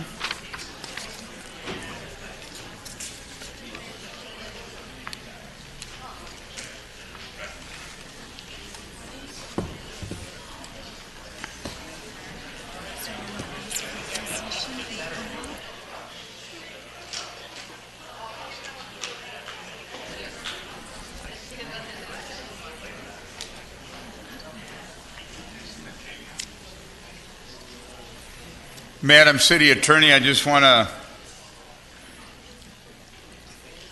to inquire if there's anything to report out of closed session, please. Mayor, we do not have any reportable action. We were given direction on several cases. Thank you for that report. I will now go to the minutes, and just a clarification maybe from the city manager or city clerk. I do not want to participate on the cannabis vote. I believe Councilor Iglesias possibly the same situation, so I just recuse myself at this time, or what do we do? So, Mayor, the second reading of the cannabis ordinance that you're referring to, it was passed on the consent calendar. So right now, the minutes and the records reflect that both Councilmember Iglesias and you, your Mayor, were yeses on that. So this would be the opportunity for the two of you to clarify, as you had publicly stated before, Mayor, that you were abstaining from everything cannabis related. Yes, I just missed the vote. I was not aware. And So I'd like to set the record straight and abstain. And Councilmember Iglesias has publicly stated numerous times she's opposed to anything cannabis related. So we would need to make those amendments to the minutes, and your colleagues would need to vote on that, and then you would vote So I on the minutes. request that, and then I would turn it over to Mayor Pro Tem. So if we can get a vote to accept the minutes with the amendment, correct? You don't have to call it out. Madam City Attorney, can't they vote on a revision or a correction of the minutes? They can vote on the correction Right. of the minutes. They're not voting on the actual substance Exactly. of the item. So I think the you don't mayor have is to just recuse being yourself. exceptionally careful, but you can vote on the correction of the minutes. All right. So those in favor, everybody say yes? Just for clarification, so the revisions of the statements that we just made, we're going to vote those incorporated into the minutes. Yes, so the minutes will reflect that we actually had you make these clarifications at this meeting. Okay. Okay? So we go ahead and vote. So everybody vote, please. Jose? All right, next motion. Are we on, is it 11A? We do have a speaker for 11A. All right, let's go ahead and take the speaker. From the Public Law Center, we have Ugochi Anderdale. Sorry, I'm not saying your name correctly. Can you please help me? That's okay. Good evening. My name is Ugochi Annabera Nicholson. I'm an attorney with the Public Law Center. Good evening, Mayor and members of the council. I'm here to ask that the council reject Ordinance NS-2976, or otherwise known as 11A. We ask for this rejection because we have serious concerns about the constitutional violations as well as the violations of state and federal disability rights laws affecting individuals who are homeless and without shelter. We also seek for this ordinance to be revoked this evening because of the gross and stiff and significant penalties that are imposed upon people who are homeless for no other reason than the fact that they lack shelter. We submitted a letter earlier today that gives the balance of our comments related to the violations of constitutional and federal and state disability laws that we believe are being violated by the drafting of this ordinance and the way that it has been presented, including but not limited to violations of the law for being void for vagueness, as well as interfering with the constitutional right of the interstate of right to travel and the protections against interference with due process rights and rights that are protected under the 14th Amendment to the United States Constitution and the California Constitution. Finally, we request that the city remove any and all references to the imposition of misdemeanor criminal liability from this ordinance if the city moves forward with tonight's ordinance. And the reason for that is simple. There are 2.2 million people in the United States of America who are in jails and prisons. The majority of them are black and brown women, men, and children. It is inherently difficult for them to receive and re-enter society and obtain housing for the mere fact that they have a criminal record or they have had interference with their criminal justice system. For this reason, we are asking that the city not countenance and participate willingly in the ability for individuals being unable to re-enter into society for the sheer reason that they are unable to, that they have a criminal record or that they have interaction with the criminal justice system. So to the extent that the city has included misdemeanor liability within this ordinance, we would strongly ask that it be removed from this ordinance. Thank you. Thank you. You're very eloquent. Thank you. Madam City Attorney, do you have any comment? Mayor, we received this letter just today. I will tell you that our ordinance was drafted after ordinances adopted by other cities where those ordinances have been tested by the courts. You will see in your item before you this evening that we did, during the first reading, have a request to remove the misdemeanor penalty. It was brought back to you under second reading by putting the misdemeanor penalty back in at the request of our enforcement team. Not because everything would be prosecuted as a misdemeanor, but we feel that we need to have the full set of tools available to us for enforcement. If the council agrees with that, then you can conduct the second reading with including that. If you disagree with that and want to read as you did with your first reading without that penalty, that is completely at the discretion of the council. Thank you for that. Comment, Mayor Pro Tem? Yes, Mr. Mayor. So we're voting on option 1 or 2 on 11A. Is that correct? Yeah, that's what we're considering right now. I'd like to make a motion to approve option 1. I'll second. Councilor Solorio? A couple of things. First, this item isn't about criminalizing homelessness. It's about updating our ordinances, especially relates to recreational vehicles, but not just that, but also oversized vehicles. And it's, again, an improvement of what we currently have on the books overall. With respect to option 1 or 2, I guess they both would be fine or an improvement, but some of our colleagues may not know, especially the newer ones. We started going down the path of only having the financial fines because, in addition to what the young lady so eloquently spoke about, we have a lot of immigrants in our city that are before the courts or have relatives trying to improve their immigration status, and so having potentially a misdemeanor for a pretty basic, not violent activity would reflect very badly on their record. And so as we think about helping our immigrants and things that might hurt them, I do think that moving forward without the misdemeanor penalty is better. Again, that's not to say that I don't think we shouldn't have anything on the books, but the financial route I think would be preferable, and just wanted to share that with my colleagues.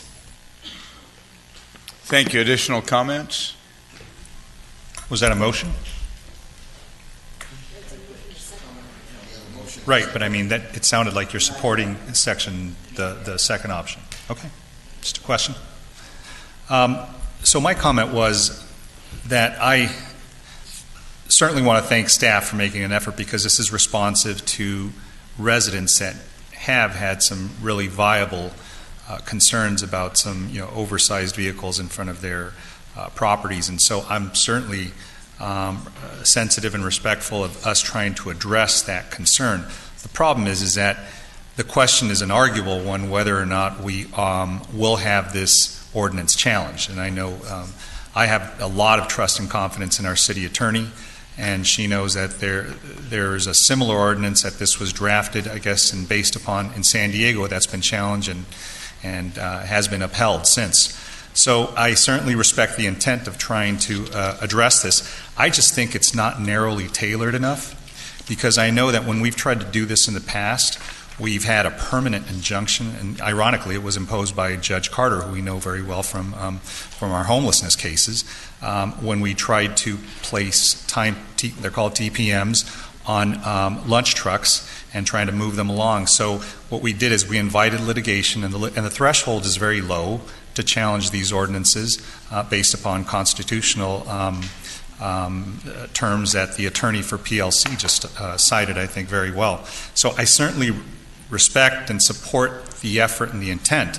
I just don't think that this achieves that. I think it'll be challenged. It may not be effective. And to the extent that I am supportive of it, what I would support is the second option, because it doesn't include those consequences I think that none of us want to see, which is folks having to deal and be part of the criminal justice system simply for trying to find a place to reside. If folks spill out of these vehicles, they're going to spill out into our streets. And that's something else that we're going to have to deal with. So what I would do is, as I mentioned in the first reading, Madam City Attorney, take a look at the election code, because it does now have case law, or it references the election code and case law, where a lot of folks are using for voting purposes their vehicles as a residence, and they're recognized for voting purposes. So when somebody doesn't have a home and they have a vehicle and they want to vote, they can. And the Registrar of Voters recognizes their vehicle and where it's parked as a residence for them to be able to vote. So in any event, I certainly, respect the effort. I just, again, would opt for option 2 if we're going to have to opt for any of these options. Thank you for those comments. We have a motion and a second, I believe. Those in favor, please vote aye. Okay, just for clarification, so we're voting on option 1, right? Right. Okay, cool. Yes.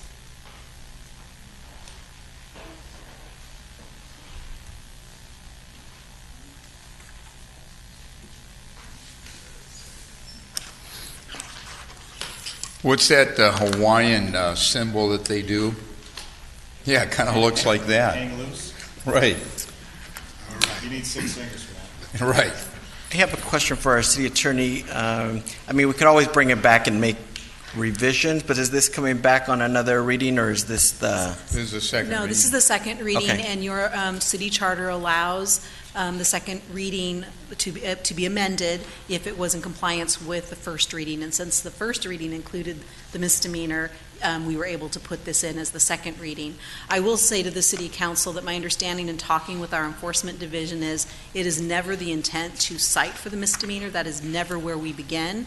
That is where you end up, and I think the majority of the enforcement that you will see will be the monetary fines as you're recommending. It's just that we didn't want to single out this one provision in Right. the municipal code when everything else is a misdemeanor, because it could have some enforcement implications on those other sections. With respect to the comments that were made tonight, I will personally make an effort to reach out to the attorney. I think that it's in all of our best interest for her to understand where we're coming from, and we'll see if we can resolve any differences that we have. Thank you. I had started, moving down this path with recent 85A. This last revision of keeping the misdemeanor actually runs contrary to more recent things, like with the food truck ordinance, where we took out criminal provisions, and also we recently took actions against the Trump administration for the public charge and related things because it would hurt immigrants with their immigration proceedings. And, I'm hopeful that, in the near future, we may want to consider that as well, because this could impact them too. Thank you. Additional comments? I just wanted Yes. to clarify from the city attorney. So was at the discretion. It's not mandatory to give someone charge them with a misdemeanor. So it's just like any other law out there. This is just handling this business. If it doesn't have the misdemeanor, you're taking away the teeth from this. It's not going to really do any good. That's my personal opinion.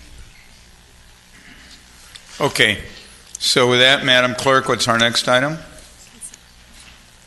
We want to consider the consent calendar, the balance.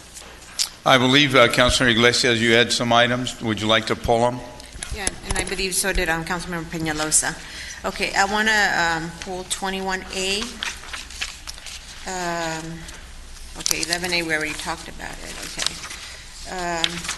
And 25B. Councilor Peñalosa, did you have items you wanted to pull? Yeah, just 25D. 25B as well. Any other items? D. Oh, D. Yeah. Any other items? Seeing none, I'll entertain a motion on the balance. Move. Motion or move? We have a motion, I'll second. Those in favor, vote green.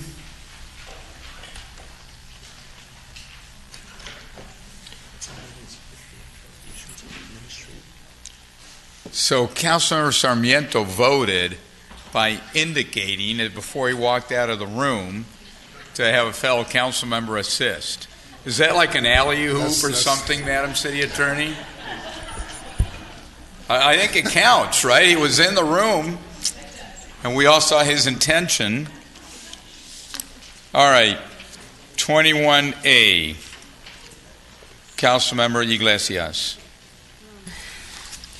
For 21A, the reason I pulled it was because I was reading the recommendation from our Community Development Commission, and regarding the Community Development Block Grants application, which I read and I agree with the process. Just one thing that I believe it's missing, and I would like to see, ask the city manager if how we can include it, which how can we include like an outcomes, measurements of the outcomes when we approve or award these grants to the community-based organizations?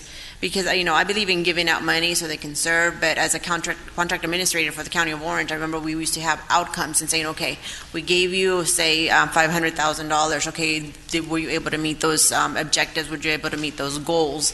And we had within a year, at the end of when the contract expired, then we would have some type of oversight on that and say, okay, yeah, they were able to meet the goals that they stated that they were. So is there some type of process on this? Because I haven't seen it yet.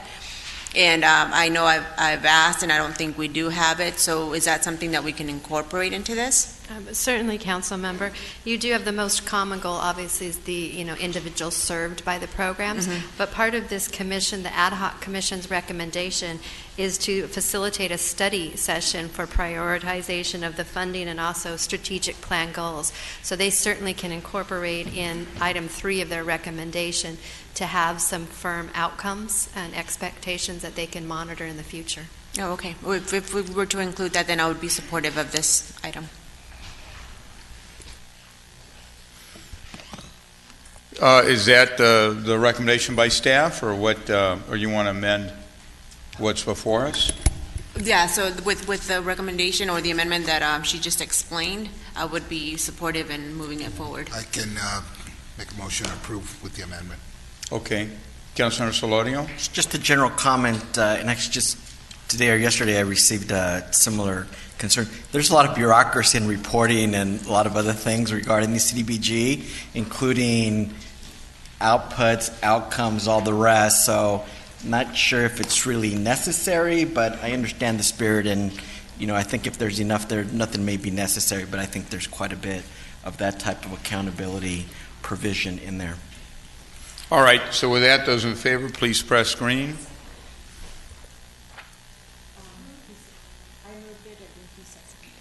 Or vice versa. You choose. Okay, next item, I believe, was at 25B. Go ahead. For this one, just a point of clarification is for the Allied Universal Janitorial Services. And it says various city facilities. Does this also account for the parks?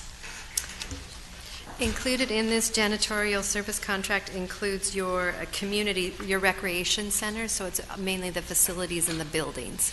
Oh, okay, so it has... It's not landscape maintenance, it's merely janitorial. Oh, okay. Okay, that's it, thank you. Would you like to make a motion? Mr. Mayor, I have. Go ahead, please. Madam City Manager, with Allied Universal, I know we were going over that they do the security company, and then the janitorial services.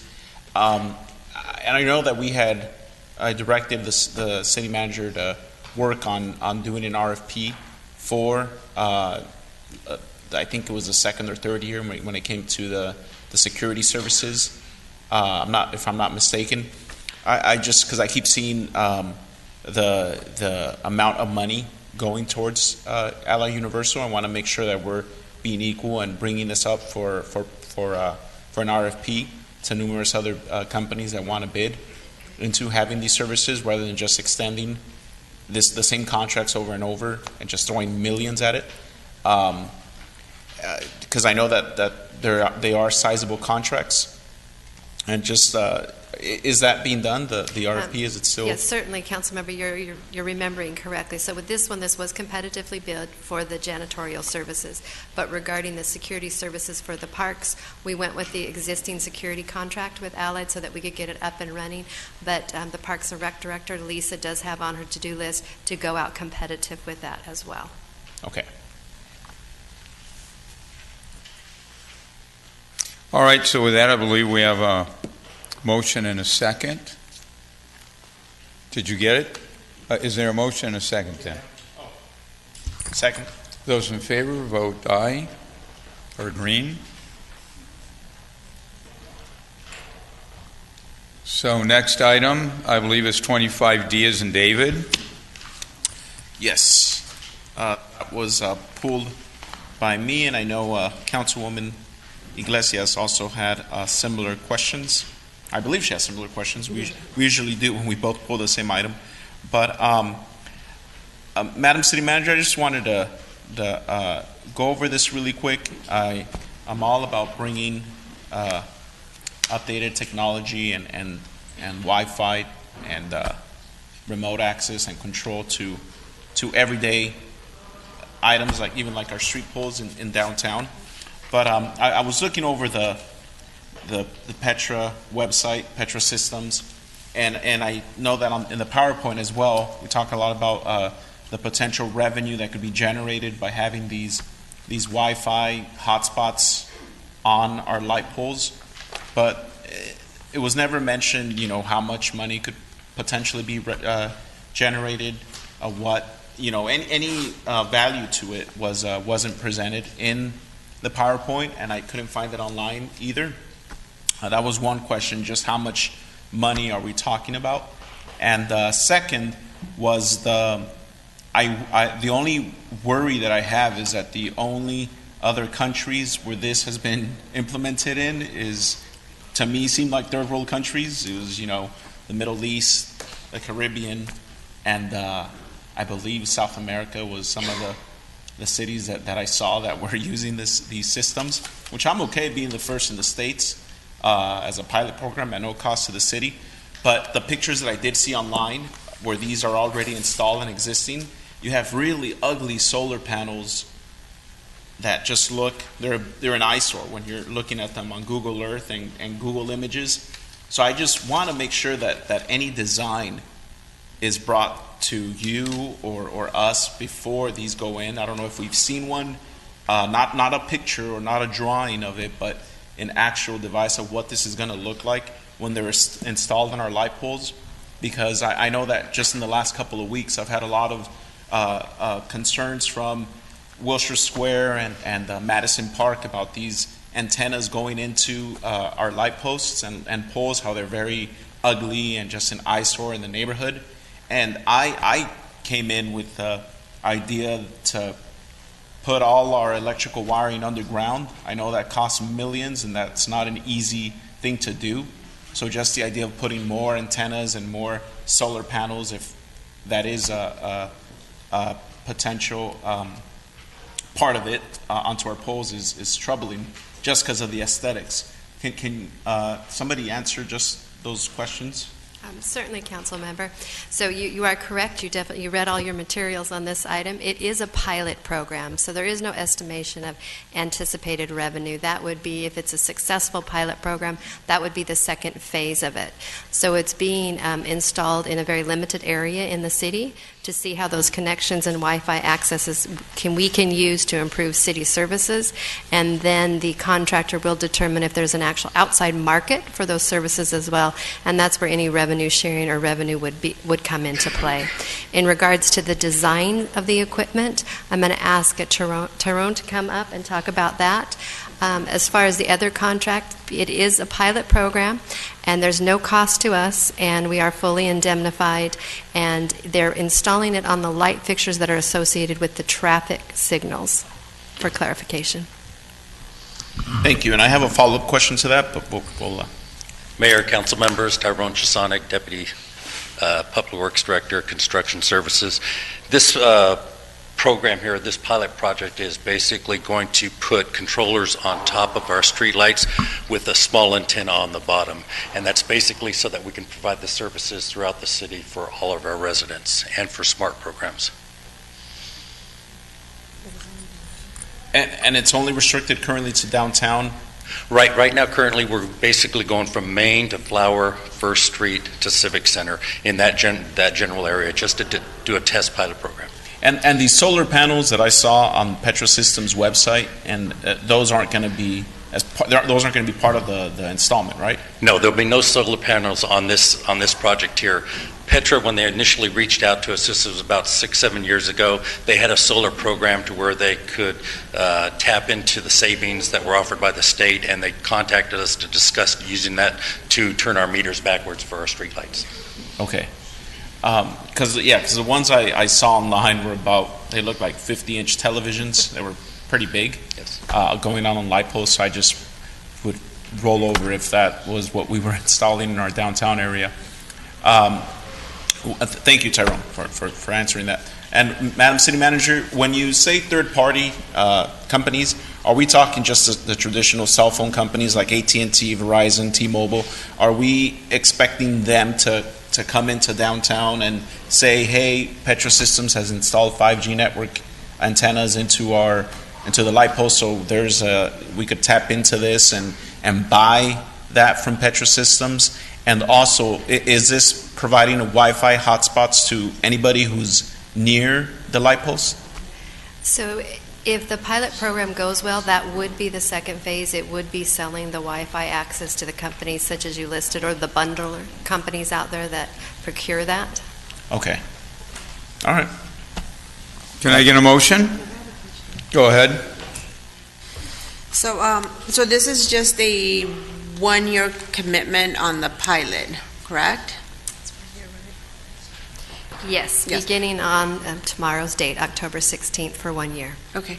And is this something that we've partnered, say, with Santa Ana College, Cal State Fullerton, because I know they have some type of facilities in downtown, or is that the school district? No, this is strictly for our downtown area using our lights, and it is very creative and innovative, and as Councilmember Penaloza mentioned, it's the first in the United States. But in the Artist Village, the Cal State Fullerton facility could Correct. benefit from it. At the Grand Central Building. In future phases, absolutely. Okay. So because I know when I was on the school board, we had talked about having like Wi-Fi in our different, schools, the 62 schools that we had. So is that something that maybe we could have a conversation with them? Next cycle. Yeah. Okay. Certainly. Okay. All right, so I'd entertain a motion. Really quick, Mr. Mayor. Sure. I would make a motion to approve this item only if we make that change to I know that the staff report said that this would be a one-year pilot program, and at the one-year mark, the city manager has the authority to extend the contract without having it come back to council for further discussion. Is that correct? And that's how it's currently worded, yes. Is there a way that we could make that change where it would come back to the council? Back to council in a year? Absolutely. If you just word that into your motion, I'd be more than happy to return and give you the results. Just word that and make Okay, it. I would like to make a motion to approve with the added language that after the year of the If pilot it's going to program be is up, extended, it comes back to to council. the city council for further consideration. I'll second. Those in favor, please press green. Madam Clerk, what's our next item?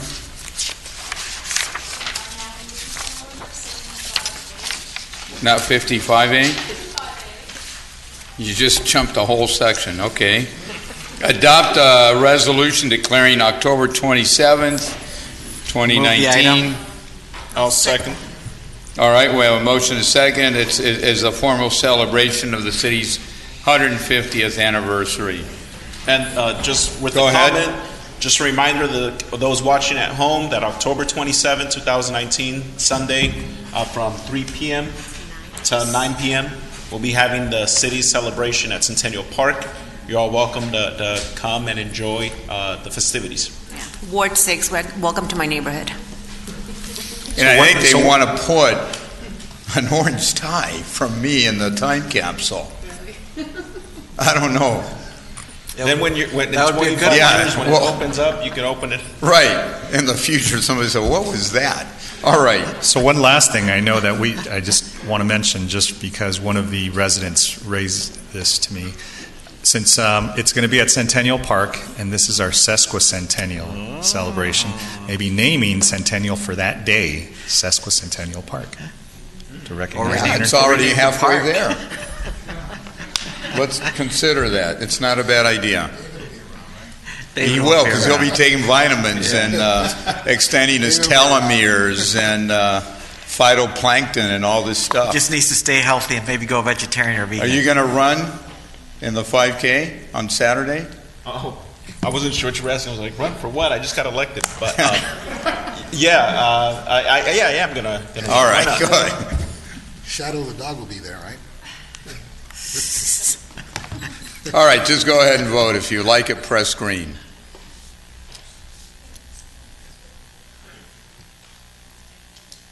All right, next item. Adopt resolution to negotiate a cooperative agreement with the Orange County Transfer Project. Move the item. I'll second. Those in favor, please say vote green. 55C, adopt a resolution authorizing grant application submission in an amount of $750,000 for a Water Smart Drought Response Program. So moved. Second. Those in favor, please press green. 55D, adopt resolution authorizing grant application submission for advanced meter infrastructure and hydropower generation from the Department of the Interior Bureau of Reclamation. Move the item. Second. Those in favor, please press green. 55E, I would entertain a motion adopting resolution authorizing application reimbursement for drinking water. So moved. Second. Press green if you like it. 55F, adopt a resolution also authorizing police officer Galena to purchase a retired Santa Ana Police K-9. Mr. Mayor, I'd like I think you should amend that. There's another to offer. say that you want to bid. Put it yeah, out to I bid. want to make a motion to deny, but to buy, I want to outbid Officer Galeana. I'll give him $10. Give the city $10 for Instead of Puskas. $1. I could use Puskas at home to help fight off, terrorists. But We do have a brief yeah, I'll move the video. item to approve. But Daisy has a presentation. Daisy has a presentation on the dog? All right. But now Councilmember Peñalosa is going to fall in love again and want to outbid the officer. Bring the mic up. This guy was Do you doing have anything he anything could to to get away that day. I was at the right place at the right time. The dog takes him down.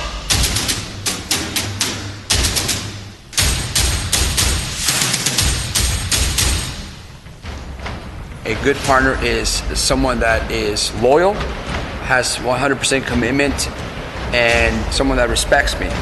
The only difference between my partner and somebody else's partner is my partner has 4 legs.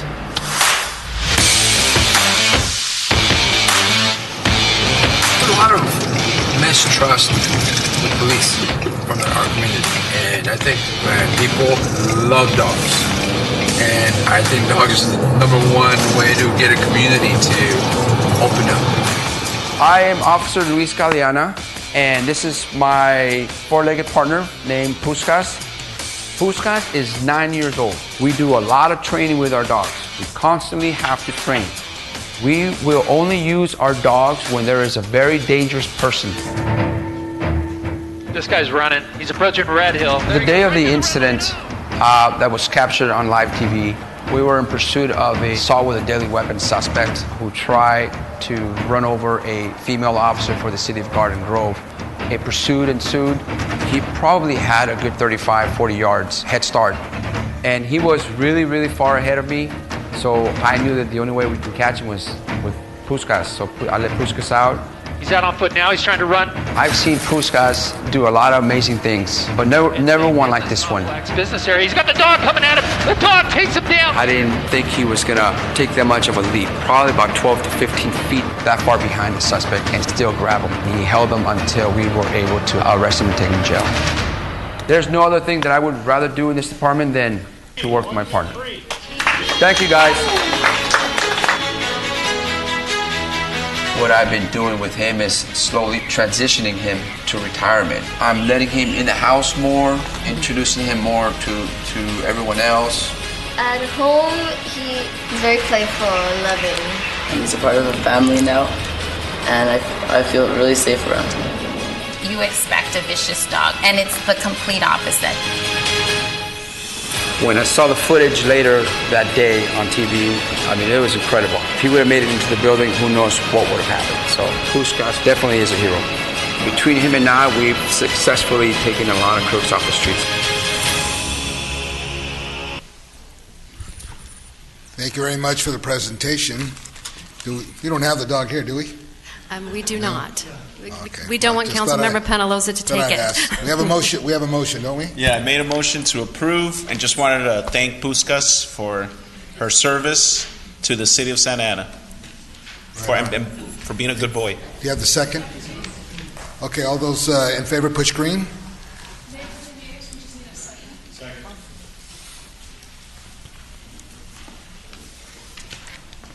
All right, motion passes, and we are at 75A. Is that correct, Madam Clerk? Yes, that's correct. And this is the time and place for to open a public hearing for an appeal application on number 2019-03 filed by Kara Grant, appealing the decision of the Planning Commission in approving a conditional use permit number 2019-30, and amend the variance to allow a car wash at 301 North Tustin Avenue in a conditional use permit. City managers, is staff available to make a presentation? Yes, we have a brief presentation for you.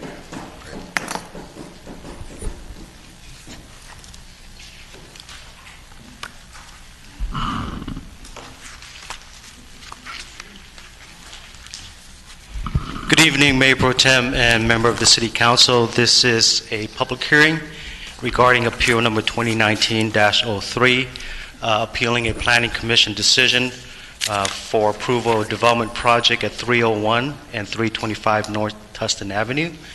On September 9th, 2019, the Planning Commission completed a public hearing approving conditional use permit number 29-30, approving a car wash, approximately 4,350 square feet in size. Conditional use permit number 2019-31, allowing for a convenience store, approximately 3,000 square feet in size, in conjunction with a gas station, which is a permitted use in that zone.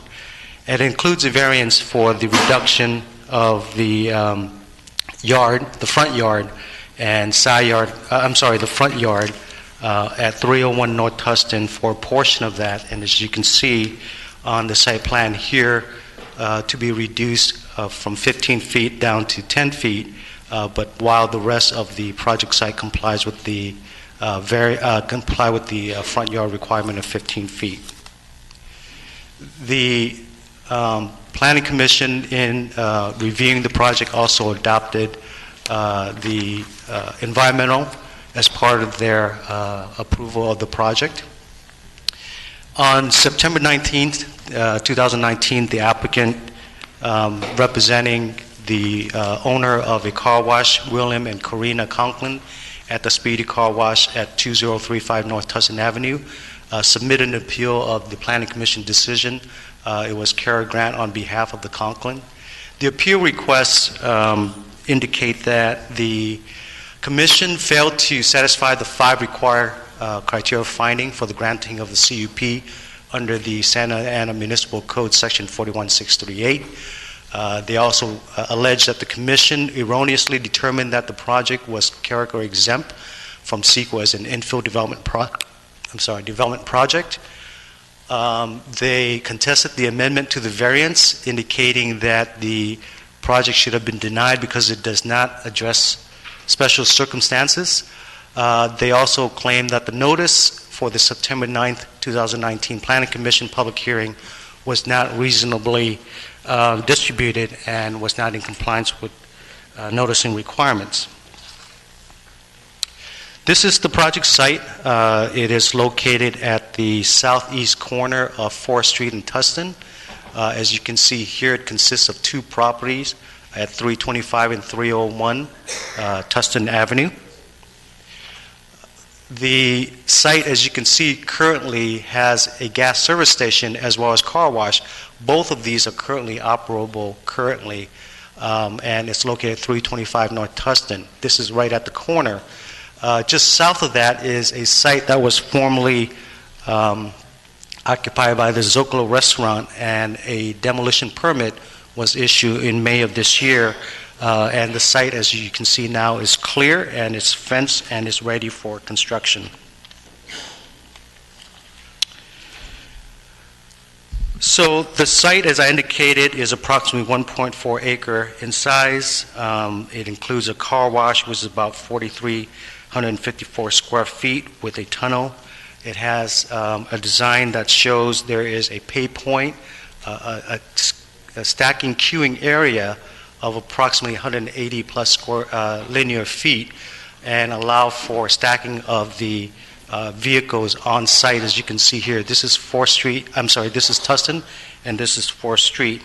The car wash will include 20 vacuum bays, a couple employee parking spaces, as well as a handicap parking spaces. It will have a tunnel that is located along the south side of the site.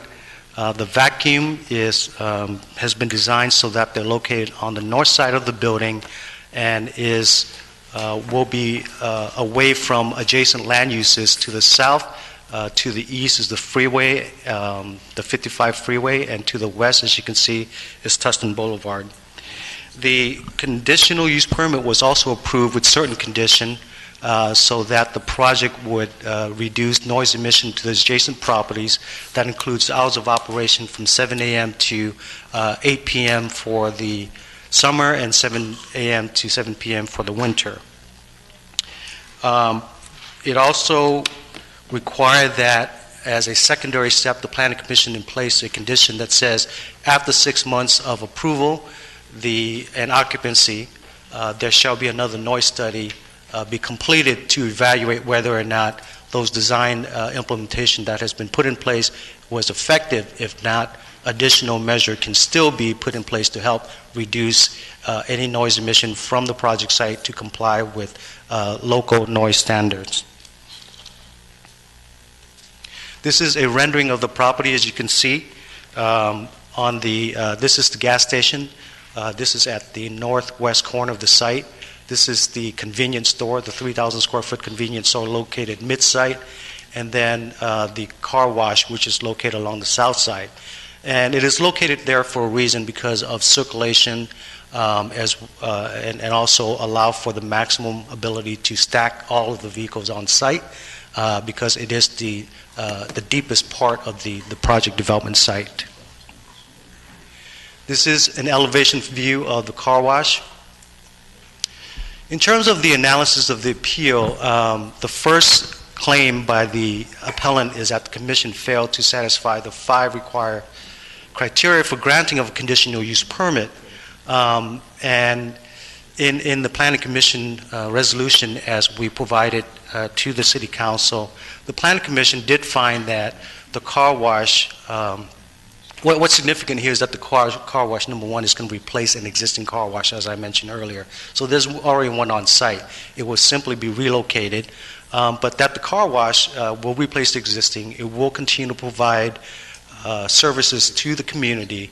And in addition, it has been designed to mitigate, to eliminate any potential impact that the current one would have, including circulation, including noise.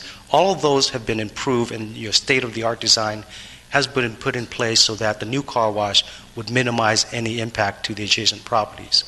It also was designed to minimize the exterior noise to the project. A noise study was completed by LSA in July of this year for the project site, and is part of our project file, that confirmed that the project, both the car wash and the gas service station, when in operation, complies with the city's noise requirement. And so therefore, the Planning Commission found that the approval of the conditional use permit for the car wash is in compliance, and they did make positive finding for the approval of that. If you're almost done, I think we're ready to continue. I have just a few more slides, so if you allow me. In terms of the determination on the category exemption, the Commission determined that the project was category exempt in accordance with CEQA Guidelines Section 15332.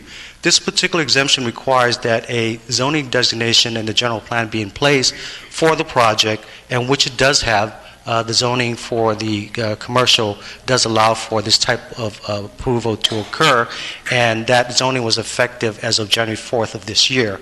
The site is less than 5 acres in size. As indicated earlier, the site is 1.4 acres. It has previously been developed and does not have any endangered or threatened rare species. The site, as you saw, is currently operable, and the restaurant was previously there up until May of this year. And it is also served by public utilities and will continue to be served by public utilities. The impact of noise, traffic, air quality, water quality was all reviewed, and utilities can be served on site. So the project qualifies for all of those elements of this category exemption. In addition to that, staff in review of this further review of the CEQA exemption guidelines, we found that the project was also exempt under category class 15303, which is class 3 for new construction or conversion of a small structure. It allows in an urban environment up to 4 buildings and up to 10,000 square feet. This project has 2 buildings and in total about approximately 4,400 square feet. So the City Council, as a de novo public hearing tonight, could also reaffirm the Planning Commission's findings, but also add the additional category exemption of 15303 as part of its finding, and it's very appropriate to have multiple category exemption be a part of a entitlement approval. The analysis of the variance, the applicant claimed that there were no special circumstances that was found by the Planning Commission to warrant the appeal, to warrant the approval of the variance. They based their finding on the applicant's application and information. However, the Planning Commission, when it approved the variance, made its own finding in compliance with our code. And the finding found that because of the site location, its proximity to freeway, the shape of the property, the requirement by the city of having to provide dedication for turn lane, all those things restricted the ability of the owner to enjoy this property and be able to have uses of the property as other property owner would. So therefore, a variance was granted based on those findings. As you can see on the site plan here, and as mentioned earlier, the variance were for a very limited area of the site for allowance of a turnaround for the car wash. Otherwise, the rest of this site complies with the standard for a front yard setback. So the variance is very appropriate, and the finding was made. In terms of the notice, the city has noticing requirements for all public hearing. In this case, we provided advertisement published it in the Orange County Register on August 30th. We mailed to all property owners and residents within 500 feet of the project site. State law only requires 300 feet. We also posted on the project site, and as you can see in the picture, there's a posting on August 30th. So we have made all of our best effort to comply with state law, to comply with local publication requirement. We even sent email to the appellant 10 days before the meeting to notify them of the project hearing as well. So that's above and beyond what is locally required. So with that, it is recommended that the City Council consider adopting a resolution denying the appeal application 2019-03 and upholding the Planning Commission approval of conditional use permit number 2019-30, variance amendment to variance number 2018-10, conditional use permit 2019-31, and environmental review 2019-69 as amended. In addition, as I mentioned earlier, the City Council can also reaffirm the Planning Commission's category exemption number 32. In addition to that, it is also appropriate that you can determine that the category exemption class 3 can also be incorporated for approval of this project. That concludes my staff report. Thank you. If you can be by in case we have questions, I have many speakers, so I'm going to call on Tom Kelly, followed by Thank you. Followed by Evan. Thank you. Followed by Lorena. Followed by Gloria. Mayor, as this is a hearing, we do generally, according to our script, we have the applicant. We ask the applicant if they have any questions. Well, I just have, I'm just opening up the public hearing, and these people are requesting to speak. Yes, but generally, after our staff report, because it's a public hearing, we would ask if the applicant would go first. If they have anything they want to present, they may or may not. They might just be here to answer questions. And or the appellant. We usually do that as process, and then we take public The applicant comments. is here. You want to say something? And the appellant as well. All right, they'll wait. They'll wait, and they'll make comment And how about later. the appellant? The appellant, is the appellant here? Yes. Go ahead.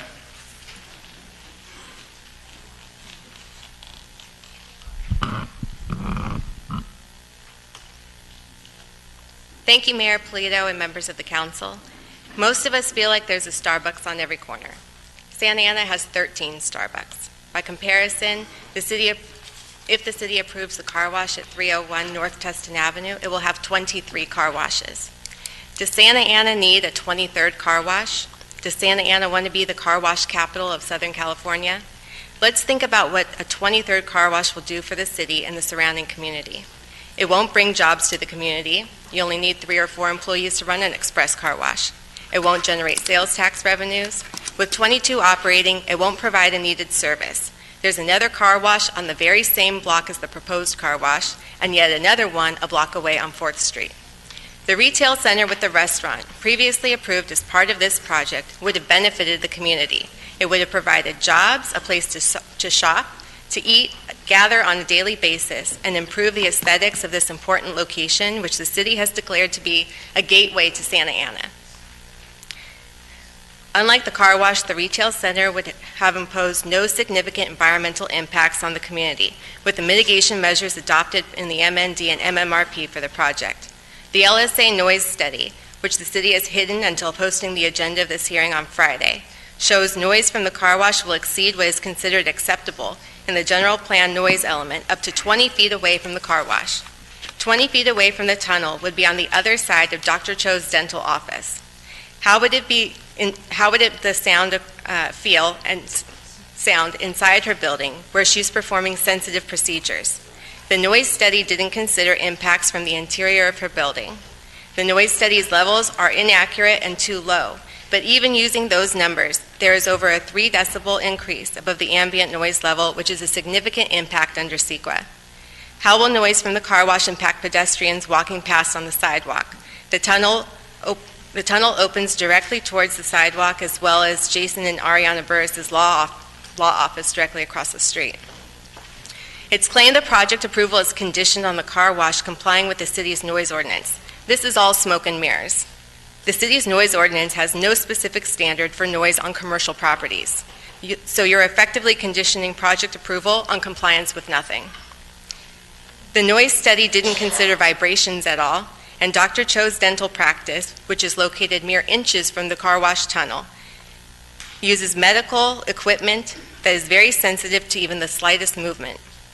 The traffic study failed to consider weekend trip counts, which are significantly higher than weekdays, and didn't account for the collision rate at 4th Street and Tustin Avenue, which already exceeds acceptable standards according to the California State Highway Patrol. This car wash will service up to 30,000 cars per month. The original project with the retail center and restaurant avoided these significant environmental impacts, and the city didn't have to circumvent CEQA like they're doing for the car wash in order to approve it. In order to push the car wash through, the city has piecemealed approvals for the revised project with a car wash component, which is expressly prohibited under CEQA. The whole project is made up of several components, including the general plan and zone amendment needed to develop both properties. The city found that the project with the retail center and restaurant would have significant environmental effects on the tribal cultural resources identified at those properties, as well as hazards including asbestos and lead-based paint, which we know now the city is concerned with in light of Lead Poisoning Prevention Week. On September 9th, the Planning Commission approved a revised project with the car wash, and in doing so, completely abandoned the mitigation measures the city adopted in the MND and MMRP for this same project. To do this, the Planning Commission carved out the general plan amendment and zone change from the project description as they would claim that the revised project with the car wash was now categorically exempt from all CEQA environmental review. Why did they do this? Because a project cannot qualify for the claimed infill exemption if it requires a general plan amendment or a zone change. The city in turn claimed that since the revised project is exempt, no subsequent environmental review was required, even though the project had been significantly revised to include a car wash. This is unlawful piecemealing of a project, which CEQA expressly prohibits. In addition, in adopting the MND and MMRP, the city already determined the project creates a substantial environmental impact, and therefore a categorical exemption wasn't available then, and it's not available now either. In approving the project with the car wash, the city is also violating laws dictating when variances can be granted. The city claims the variance is necessary to protect the applicant's property rights because the property cannot be developed without it. This is completely false. The project was a retail center, with the retail center on 301 required no variance at all. In fact, the variance for 301 is only necessary for the exact reasons stated in the variance application. So the developer could build a car wash tunnel in a way that will maximize his profit. Granting a variance to maximize the developer's profit is an impermissible special privilege and an unlawful basis for granting a variance. This is the community that will be impacted by the car wash. They're here in orange shirts. They will suffer from the noise, the vibrations, the traffic, the collision increases, and the poor aesthetics every single day. They say no to the car wash. They say yes to the retail center originally approved. Thank you. Thank you.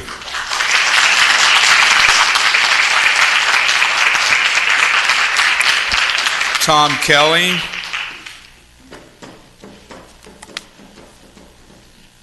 Hello, my name's Tom Kelly. My family has run a farmer's insurance directly across the street from the lot in question for the past 30 years. I've grown up staring at the same lot to watch different businesses go there and fail, and I just have a couple concerns specifically for that lot. Ever since the Zocalo restaurant, which it was formerly, has failed, there's been groups of vagrants that have been using the lot to stay there, and they have gone around at night engaging on where my property is in prostitution and drug use, and we've had a lot of vandalism. So I'm happy that something's being built there, but my concern is to be sure that whether it's a car wash or something else, that it's an open space with a lot of lighting. We've had to remove most of our foliage to kind of make the area more safe. And my other concern is that street and the intersection on Tustin Avenue and 4th Street have an immense amount of traffic, an immense amount of accidents. And I just want to be sure that there will be multiple exits for the car wash to come out, so people turning right onto 4th Street are able to go out, because that's hard as it is right now to turn out onto that street.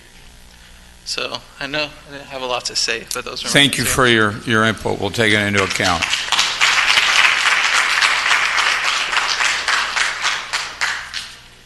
Are you Lorena? Yes. Please, go ahead. Buenas tardes, Mayor Pulido, Mayor Protem Villegas y concejales. Estoy el día de Un hoy... segundito. Let me get le voy a traer un traductor. Esperen un segundito. Are you going to speak in English? Would I prefer in Spanish? Well, wait. We'll get you a translator. Okay, ya está. Empiece a hablar. Gracias. Buenas tardes, Mayor Pulido, Mayor Protem Villegas y concejales. Estoy el día de hoy, junto con mis compañeros, portando playeras color naranja para manifestar nuestra oposición referente a la apertura del negocio especializado en el lavado de autos con domicilio Avenida Tostin Norte, número 301. ¿Sigo? Ok. Algunos de nuestros motivos son, en primer lugar, la Comisión de Planeación cambió la zona de esta área. Si esto es posible, ¿por qué se cuenta con un plan general? No tiene sentido tener reglas si no nos vamos a guiar por ellas. Este autolavado sería el número 23. ¿Cuántos serán suficientes para nuestra ciudad? Anaheim es conocida por Disneylandia, Buena Park por Knott's Berry Farm. ¿Por qué les gustaría que fuera conocida Santana? ¿Por la ciudad de lavaautos? No dejemos que esto suceda. Votemos no por otro más. Cuento en mi poder con testimonios escritos y firmados por nuestros habitantes oponiéndose a la apertura de este negocio. Por favor, dense el tiempo de escuchar la opinión de sus ciudadanos. Estas son las opiniones firmadas por los habitantes que están en contra de la apertura de este negocio. Apreciaría mucho que se dieran el tiempo para verlas. Es la opinión de sus ciudadanos que votaron por ustedes. Muchas gracias.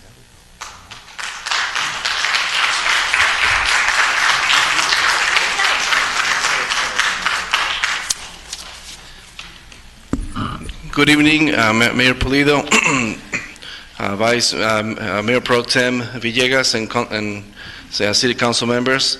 I'm here today with my friends here with the orange shirts to manifest their opposition regarding the opening of the specialized business, the car wash, that is at the address in 301 North Tustin, and these are our reasons.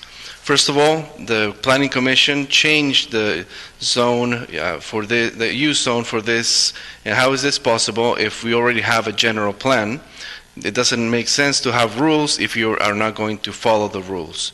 This car wash will be the 23rd car wash. How many are enough for our city? Anaheim is known for Disneyland. Buena Park is known for Knott's Berry Farm. What would you like Santa Ana to be known for?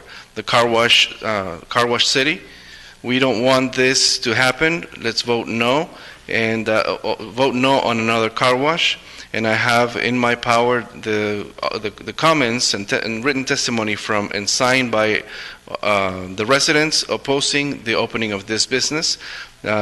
Please take the time to listen to these people's opinions. These are the people that voted for you. Thank you. Thank you. Next speaker is Gloria, followed by Carmen. So Gloria y luego Carmen.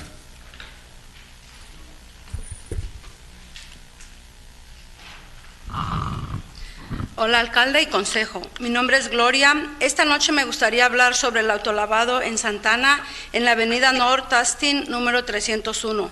Este será el autolavado número 23 y con uno aún más en el proceso de planeación. Me gustaría que gente visitara nuestra ciudad para visitar bonitos restaurantes o centros comerciales. Sin embargo, gente maneja por nuestra ciudad solo para usar estos autolavados y al hacerlo solo contamina nuestra ciudad con el jabón que se corre por nuestras calles, alcantarillas y sistemas de agua.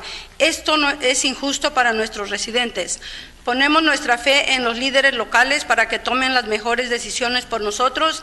Esta noche, por favor, tomen la decisión correcta al votar contra este autolavado. Gracias.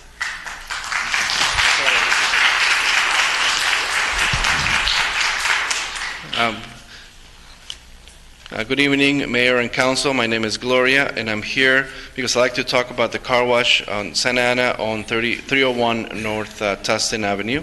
This would be the 23rd car wash, and more are coming. More are in the pipeline in the planning process. I'd like people to visit our city, to visit the beautiful restaurants and shopping centers.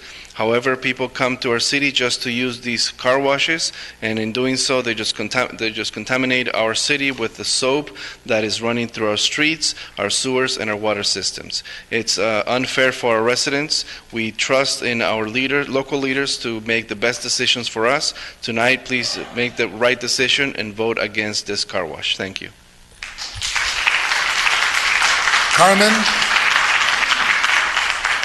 Carmen y luego sigue Leti. Buenas noches al Consejo, mi nombre es Carmen. Estoy aquí para hablarles sobre el artículo 75A. Simplemente puesto, yo no quiero otro autolavado en Santa Ana. Si es aprobado, este sería el autolavado número 23 en nuestra ciudad y no entiendo la necesidad de otro. ¿Por qué es que este consejo está contra buenas comodidades locales? ¿Qué no deberían de estar haciendo lo mejor para nuestra ciudad? Este autolavado no cabrá en nuestro vecindario y no contribuirá a la comodidad. Este espacio puede haber sido usado para una bonita tienda para residentes y visitantes. Le pido al Consejo que por favor haga lo correcto y vote en contra de la construcción de este autolavado. Gracias.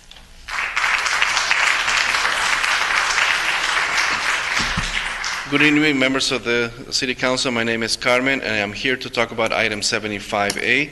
Simply stated, I do not want another car wash in Santa Ana. If approved, this would be the car wash number 23 in our city, and I do not understand the need for another one. Why is the City Council against local facilities?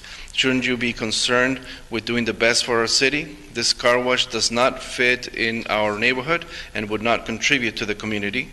This space could have been used for a nice store for the residents and visitors. I ask the City Council to please do the right thing and vote against the construction of this car wash.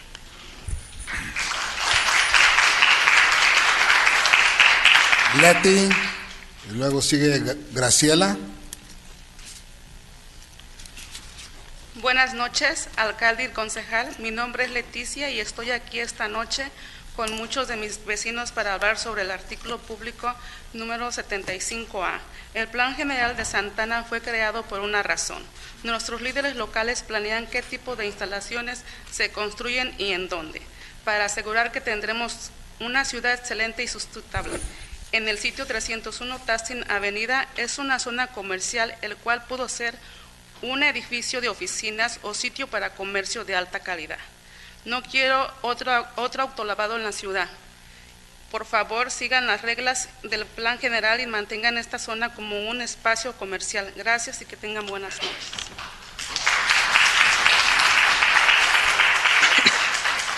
Good evening, Mayor and City Council. My name is Leticia, and I'm here tonight, like many of my neighbors, to talk about item 75A. The general plan of Santa Ana is created for a reason. Our local leaders plan which types of facilities are built and where to ensure that we have a successful and sustainable city. 301 North Tustin Avenue is in a commercial zone, which could have been an office building or a commercial building of high quality. I do not want another car wash in the city. Please follow the rules of the general plan and keep this zone as commercial space. Thank you and good evening.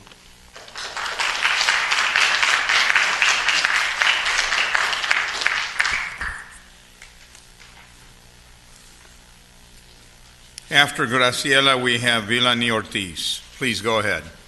Good evening, Mayor Pro Tem and Council. My name is Graciela, and I am a resident in the city of Santa Ana.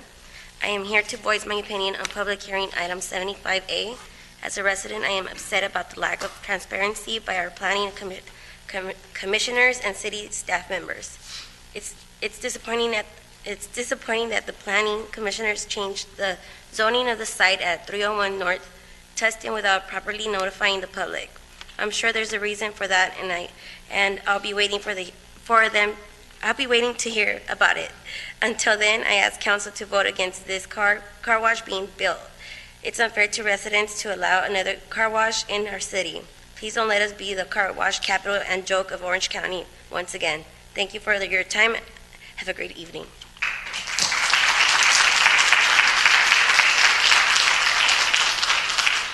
After Vilani Ortiz, Cara Grant.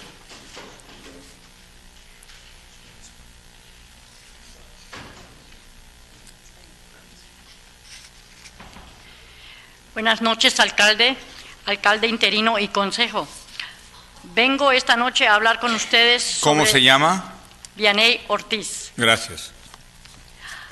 Vengo esta noche a hablar con ustedes sobre el autolavado que se propone en la avenida North Tustin número 301. Como se ha mencionado por muchos, esta noche este será el autolavado número 23 en la ciudad de Santa Ana y hay 3 más por venir. Sé que esto no parece ser un gran asunto para ustedes del Consejo, pero sí es para todos nosotros con playeras anaranjadas. Es muy sencillo, no queremos otro autolavado. Queremos cosas mejores para nuestra ciudad. Al votar esta noche, por favor, mantengan a estas personas con playeras anaranjadas en mente. Gracias por su tiempo. Que tengan buenas noches.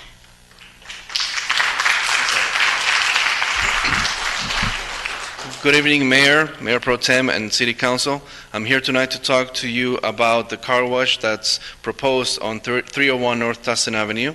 As it has said here tonight, this would be the car wash number 23 in the city of Santa Ana, and there are 3 more in the works. This may not be a big deal for you in the City Council, but it is for all of us with the orange T-shirts. It is very simple. We do not want another car wash. We want better things for our city. And in voting tonight, please keep in mind these people with the orange shirts. Thank you for your time and good evening.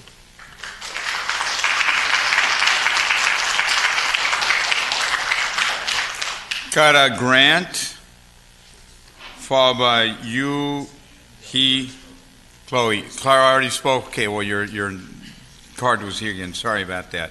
You, Choli, followed by Jason Burris and Ariana Burris.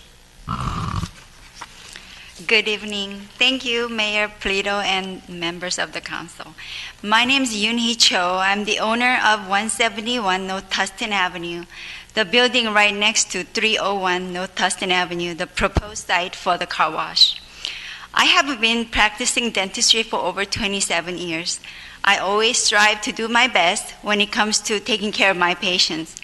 My primary concern is treating my patients with utmost care in a gentle, peaceful, and caring atmosphere.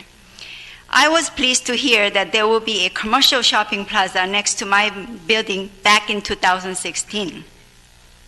A nice-looking shopping plaza is good for the neighborhood. It will benefit all properties in the area and the city. I was quite shocked to find out that there will be a large car wash instead of a shopping plaza. There is a self-car wash a few doors down from my office, and there is another car wash on 4th Street, only 0.3 miles away from the proposed site for the car wash. I was notified about the car wash until after demolition of the restaurant. During the demolition, the noise was so loud and the shaking was so extreme that I could not focus on my procedures. Some patients had to leave and cancel appointments. I even had to close my business for a week. I found several vertical cracks from the ceiling to the floor in my building after the demolition. None of these cracks were there before the demolition. I was so troubled that I wanted to discuss about the project with Mr. Chase Russell. Mr. Russell came to my office with Ms. Jill Wallace, who worked for the City of Santa Ana Planning Department for many years. At the meeting, Mr. Russell and Ms. Wallace said there will be a big car wash, not a shopping plaza. They made it sound like it was a done deal, and I could not do anything about it. Ever since I heard about a big automated car wash business coming right next to my building, I've been very worried and anxious about it. A dental office like mine is extremely sensitive not only to noise, but to any movements or vibrations.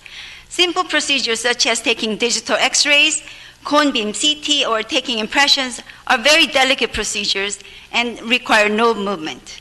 Other treatments such as fillings, crown and bridge preps, root canal treatments, surgical implant placements, and restoration all require highest accuracy and precision. Any movements or vibrations created by the big car wash could have a detrimental effect on the outcome of the dental procedures that I perform daily. It will be a big problem if I cannot treat my patients during and after car wash construction. My tenants own a massage business. Massage place has to be very calm, peaceful, and relaxing. They worry that they may not be able to give proper treatments to their customers. We don't need another car wash. I oppose the car wash project. I approve and welcome the retail center project. Thank you. Thank you, Jason and Ariana.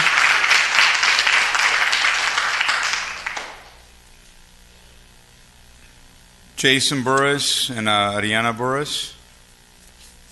If they're not here, then those are our last speakers. Okay, come on down.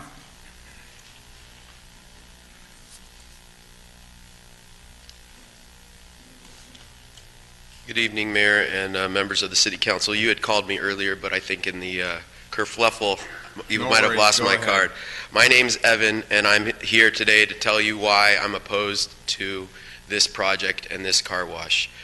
In granting a conditional use permit, the most important question that you ask yourself is what's best for the community, and that's the first element that's required. The choice that you have before you is whether you are going to have the project that for 3 years, since 2016, Mr. Chase Russell and all of his representatives told you should be a retail center. Or, at the last minute, they jammed in a car wash. They're going to keep the gas station, they're going to keep the convenience store, but we're going to switch the retail center and we're going to put in a car wash. Why did Mr. Chase Russell, who owns 6 car washes in Orange County, come to you 2-3 years ago and tell you they wanted to demolish that car wash at 325? And now, at the last minute, after they've cleared the lot, they come before you and tell you, oh no, we were just kidding. We actually want a giant car wash. The planning department tried to tell you that there's already an existing car wash, so what's the big upset? It's a tiny gas station car wash that currently exists that does up to about 1,000 cars a month. And you're going to replace that and move that directly next to the dentist's office that has a capacity of 30,000 cars per month. There's a reason why the community is out in force tonight in opposition to a developer who's trying to stuff their pockets at the expense of the community.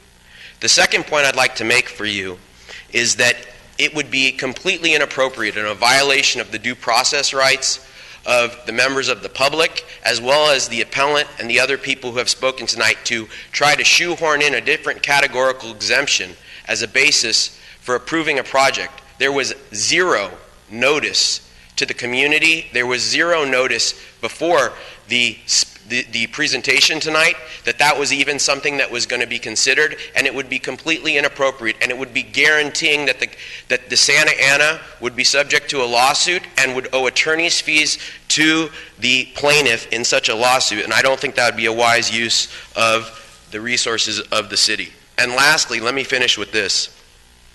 For over 50 years, our California Supreme Court has told every local government that a variance cannot be granted as a special privilege for a property. It was the seminal Topanga case, and the Code of Santa Ana mirrors those requirements that were provided in Topanga. And what the California Supreme Court said in that case was that if you can do anything with your property, if it's usable for any purpose, then you are not entitled to a variance to do something else that you would prefer to do on your property. It doesn't matter how small the variance is, that they only want 10 feet or 5 feet, it's still a variance. And in order to have it, they essentially can't be able to use their property. They've proven to you, when they came to you in 2016 and up until last year in December 2018, told you that they could do a retail building on 301 North Tustin without a variance. They are therefore disqualified from obtaining a variance as a matter of law simply because they want to put in a massive car wash to maximize their profits. It will be a bad decision if the city council approves this car wash, because what it will guarantee is that it will be tied up in litigation, and ultimately the city is going to have to pay for that. Thank you. Thank you.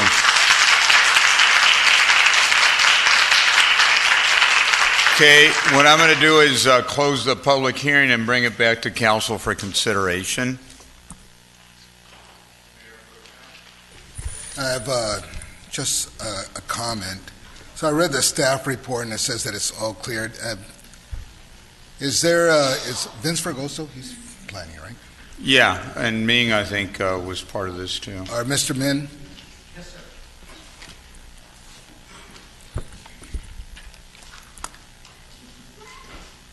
So the opposing side is saying that there wasn't any outreach, there wasn't any notice to the public. Did that take place? The project was noticed as in compliance with our local regulation as well as state law. So it is in compliance? It is in compliance, correct. Okay, all right, thank you very much. So, and some of the members of the public were saying that there's, they keep repeating 23 car washes in Santa Ana. So I figured, okay, we're 343,000 residents, we're 500,000 approximately Monday through Friday. So if you were to divide 23 car washes among the residents, that's 14,900, residents per car wash. No wonder all of the car washes are busy. Every time I turn around, I see a car wash, it's busy. Because I know there's restrictions regarding people washing their vehicle, all that kind of stuff. Most people they live in apartments, they don't wash their cars at the apartment complex. Just an observation. I'm not saying yay or nay, I'm just an observation. Because every time I see a car wash, usually got business. So anyway, that's all I wanted to know. I read the report, and I just wanted to clarify some of the issues that were being brought up. And that's my comment. Actually, so we're voting on if we're going to vote down or Yeah, approve the appeal or deny the appeal. Okay, so I make a motion to deny the appeal. Is there a second to the motion? I don't know if Councilor Solario is going to come back in or not. I just wanted to make sure, Mayor, that the applicant was given an opportunity. They haven't come up, but we just want to make sure, according to our script, if they would like Well, to the say. applicant is here. Would you like to say something? Go ahead, come on down. Well, good evening, council members, Mayor Pro Tem. Thank you so much for your time. Really wanted to just answer any questions you guys may have. I know it's getting late, so if there's any questions directly that I can clear up for you. No. For the moment, I don't have any just be questions. available if something could come up. Thank you. Sorry, on motion, I'll go ahead and second. Councilor Vince Sarmiento, please.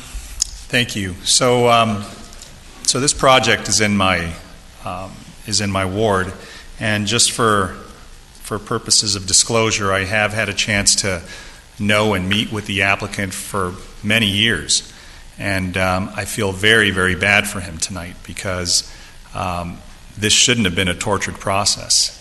This shouldn't have been something as difficult, as lengthy, and quite frankly, as clumsy as it's been. You know, what I do have some questions for is staff. Madam City Attorney, are we we're sitting as a review body tonight because it's an appeal from the Planning Commission, correct? Yes, again, as a quasi-adjudicative, you sit here as judges and you need to base your decisions on evidence in the record, not based on your legislative perspective. Got it. So, you know, I also understand that there was a pre-existing car wash there at the gas station that had been there for years, different in dimension than the one that's proposed. And I know that there's been discussion from the appellant about an overconcentration of car washes in the city. That is something that's sort of beyond the scope of what we're looking at tonight. We're looking at this application and the variances and the other ancillary documents that are provided to us. When did this application change? Because I remember it was for a retail proposal. So this is to planning staff. What happened? What changed the direction? Because I know my discussions with the applicant early on were very strong. You know, and I think there was a proposal for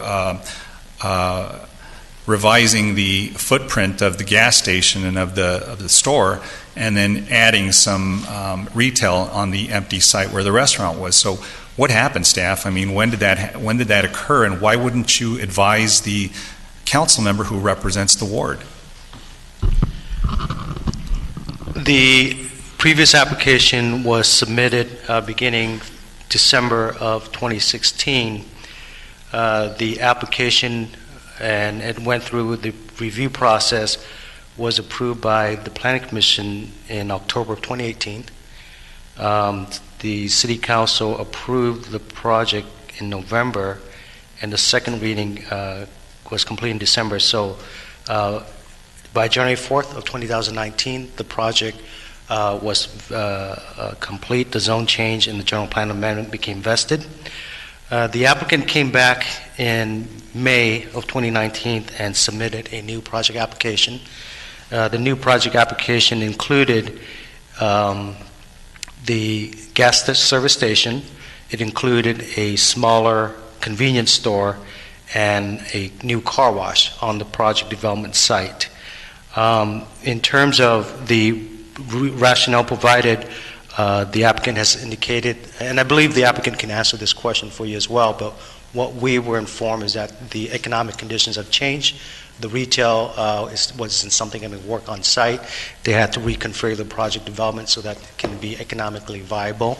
In terms of the communication to the council members, I don't know if any of that was done, but obviously, as a council member of that ward, if you weren't notified, then it wasn't completed. So, when was the initial application submitted to staff?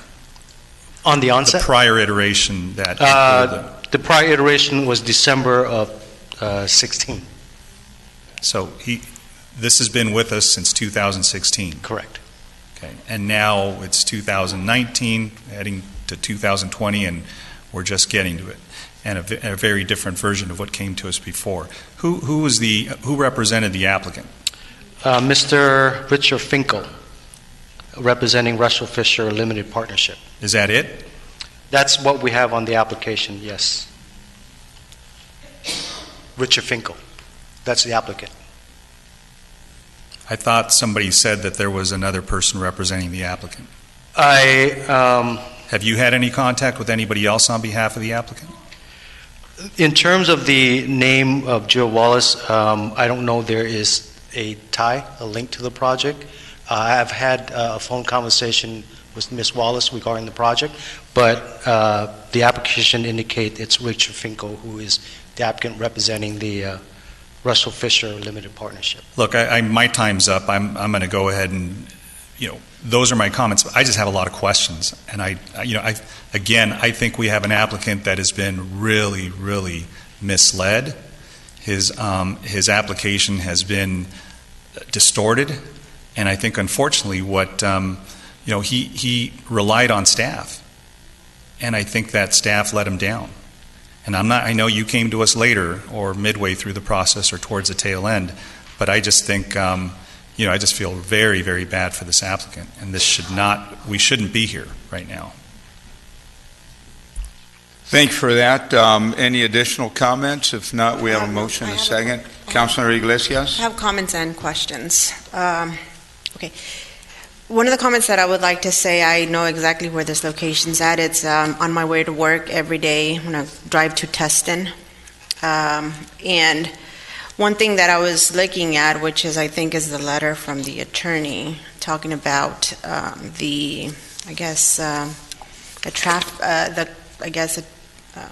collisions, the accidents there.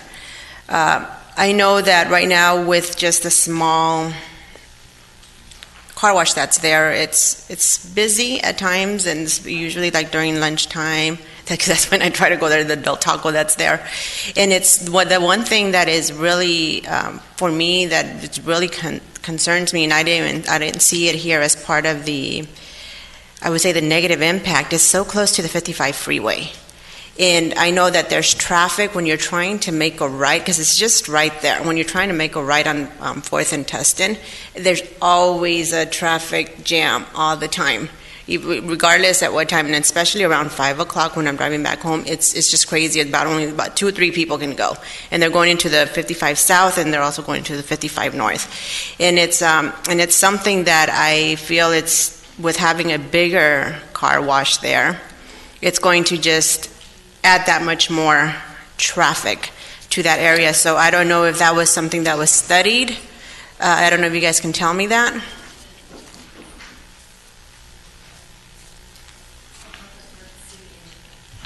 Yes, good evening, Mayor and Council members. My name is William Galvez, City Engineer.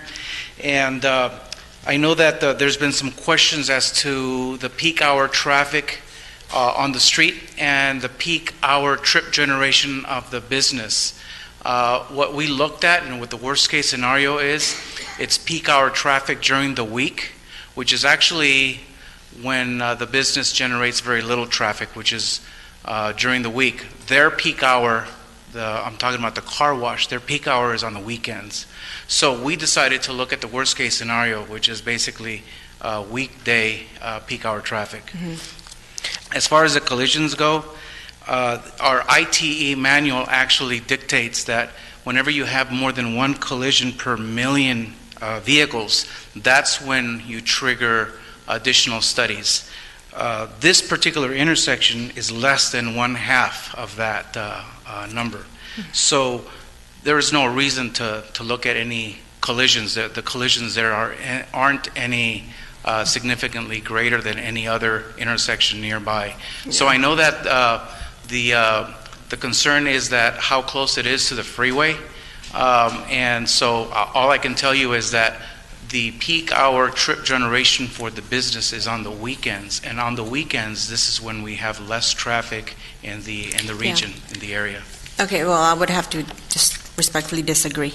Another thing, if I may, really fast, just one thing that I wanted to ask was that, and it's not a traffic question. So it was more on what the dentist said. I know that when El Zócalo was there, which was something that it wasn't really, it was it was a restaurant, but it wasn't really used. What I'm concerned about is also the I guess their business and how it affects it, and how was that something that was taken into consideration to see how that's going to affect economically those businesses that are there? Was there a study or some type of I guess questions or something that was brought up to the Planning Commission on that? So when the Planning Commission reviewed the project, it does look at the compatibility of this particular project with the surrounding land use. And the code has a mechanism for the Planning Commission to, when it feels or believe that there could be potential impact, but the land use is still compatible, that condition be placed upon them so that they can be made compatible. In this case, the car wash is a conditionally permitted use, and there have been conditions placed upon the project so that the Planning Commission found that by placing those conditions, it is compatible with its existing use. It was fully discussed, the surrounding land uses, including the dentist's office. They also provided testimony at the public hearing as well as other commercial land uses. So to answer your question simply, the conditional use permit can be permitted, and appropriate condition was placed on the project so that it will be consistent and compatible with the adjacent land uses. Okay, well, thank you for the clarification. Thank you. Councilor Solorio, please. Yes, thank you, Mr. Mayor. In my ward on 17th Street, we've had a number of issues with car washes, and so I know mitigating issues around it and addressing local neighborhood or stakeholder is important because of those type of concerns. It is in Councilmember Sarmiento's ward, and I had thought that he had been up to speed and had been receiving information along the way from staff. Sounds like that's not the case.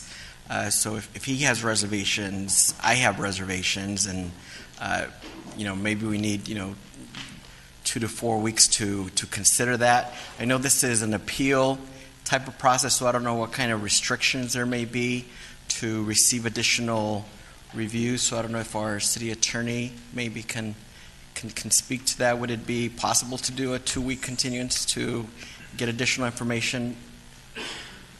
Yes, in accordance with Section 41-642, the City Council may refer the matter back to the Planning Commission, may seek more information, or may make a decision this evening. You have all of those options available to you. I appreciate that. I was in the room next door and did hear all the testimony and read the materials, but hearing Councilmember Sarmiento's concerns does raise additional questions, and I know there's been other questions from the audience and from the dais. So I just wanted to share my concerns on how I'm not quite there yet on this thing, but appreciate staff's response.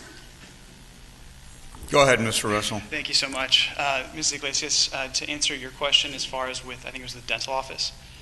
With the dental office, we have spoken with them several times. What we actually did is we gave them 18 inches of our land as an extra buffer between the buildings.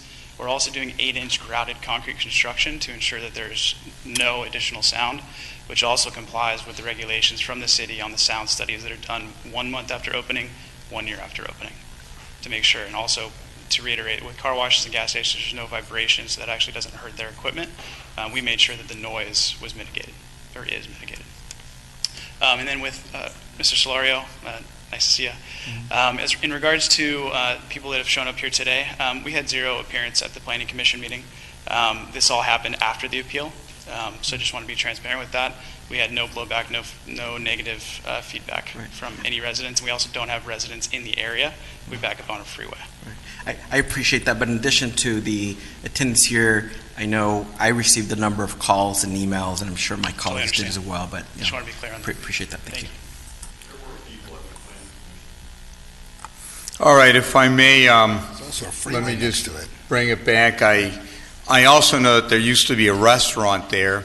El Zócalo was actually mentioned by one of the speakers, and now that's gone, and it became a little bit of a blight there for a period of time and was an eyesore and a problem, so that's all been bulldozed, and I think maybe that's part of what changed, because now the project site's a little bit bigger, I think, enabling this project.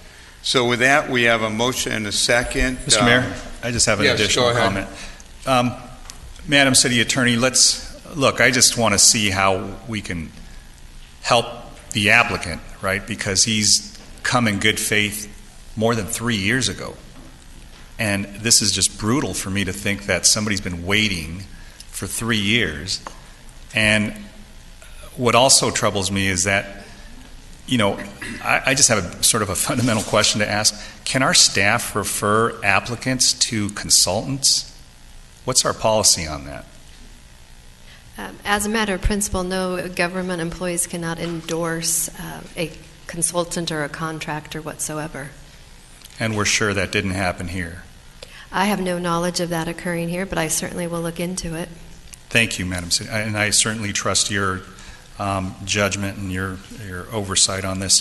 So I want to see how we can help, cure this. What makes me feel like this is something that we can address and try to maybe mend this in the event, because I did also have a conversation with the attorney for the appellant, Ms. Grant, and she was kind enough to send me some background information, and she makes some extremely compelling arguments.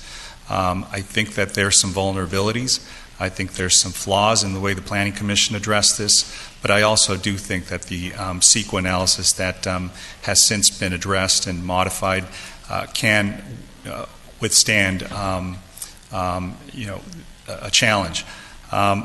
To the extent that there's any liability on this on behalf of the city, is the applicant willing to go ahead and maybe redress the city if there is exposure?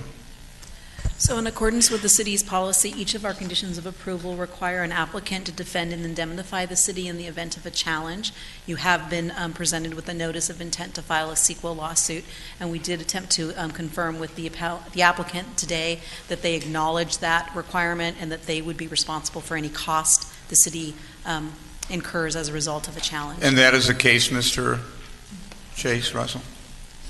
Yeah, that doesn't make me any happier about this, because he's going to be out of pocket for things that were not done well. And so that certainly doesn't give me any solace, because I think there's a punitive exposure that he's going to have as a result of this. So look, I think at the very least, I'm willing to go ahead and support the project based upon the applicant's willingness to indemnify the city in the event of a challenge. And Mr. Russell, I certainly think that, I don't know how many ways I can apologize on behalf of all of us here at the city. It just is very unfortunate, and to the resident and to the folks who came here and spoke, I understand that there's a concern with the oversaturation of car washes, but not in this area. There's one in Tustin on the corner of First and Tustin Street, but that's a manual car wash, nothing to do with this one. This one's very different than that. And there are no residents or neighborhoods or homes in the area that I think you back up to the 55 freeway. And so, and I do know that there was a car wash on 17th Street that was mitigated to the point where it really didn't harm the residents that were right behind it. And we did have homes there. And I don't know if it's the same size and scale as that car wash, but I know that there was a lot of mitigation efforts made to prevent the vibration and the sound to those residents. So I do think that those abatement efforts can be met. So given that, I just think this is probably one of the clumsiest things I've ever seen, and probably one of the saddest things before us. Thank you. So I think final comment, Councilor Soto? Yeah, just a follow-up question. I do appreciate Councilmember Sarmiento's additional comments on the indemnification. Is that agreement already in writing, or when would that come, or how would we do that? I do appreciate the applicant's concurrence, I guess, to do that, but is it already done, or when will it be? Because I don't want to. My understanding is it's included as a condition of approval on the project, so it's in writing in the resolution, but we might ask the Director of Planning and Building to confirm that. That is confirmed. We have written confirmation from the applicant, as also he indicated today, that they are, will defend the city based on the condition of the approval. Very good. So with the council members' supportive comments, I will support it, but I think there are some additional questions, related, unrelated, that we'd like to follow up Thank on. you. So we have a motion to deny the appeal. Those in favor, please press green. Wait, just, is this including that identification of Yes. the city? Yes. And, okay. And I'd just like to reflect for the record that it also includes all of the information presented by staff tonight, including the documentation of how they've added some additional CEQA determinations. You would need to also add that to your record. It's all in the record. Thank you for that.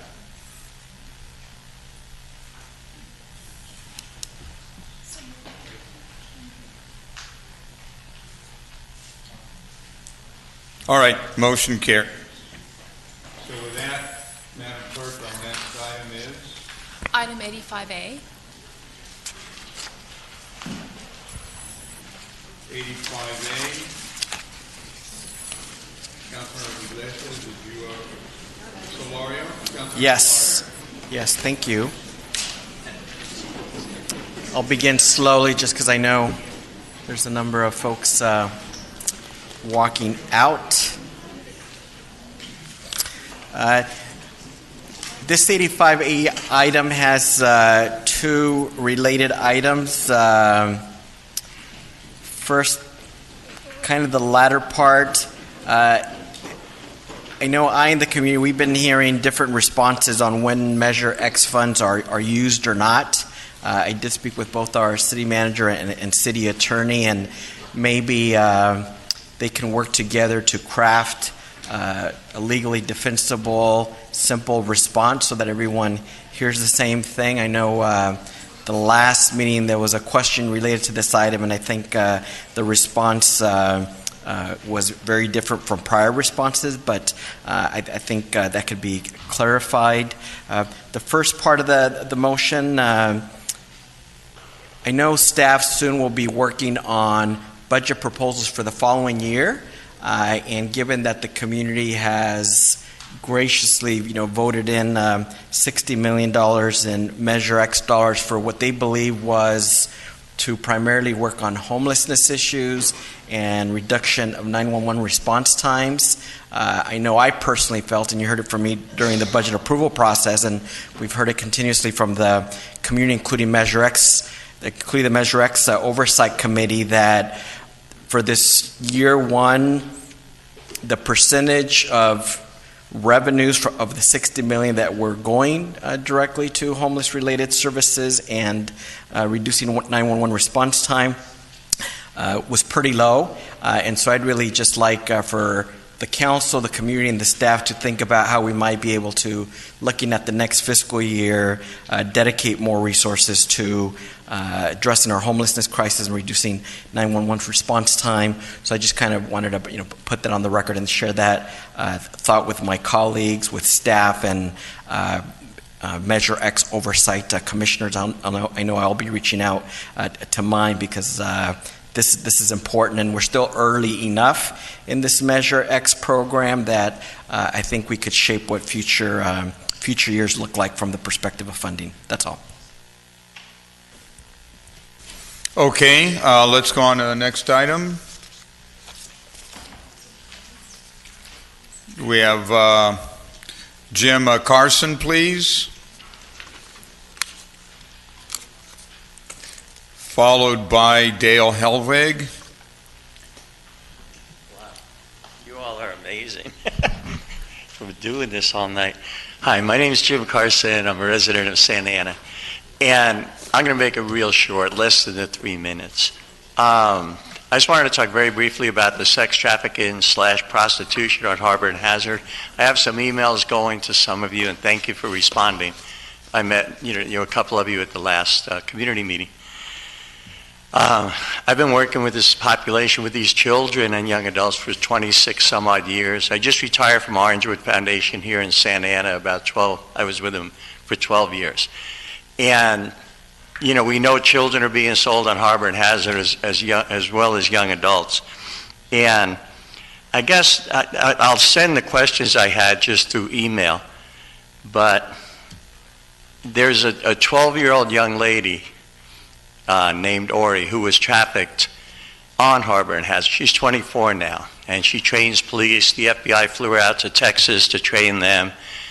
She's an amazing survivor, and there are more kids that have been sold out there and are going to be sold tonight and this weekend.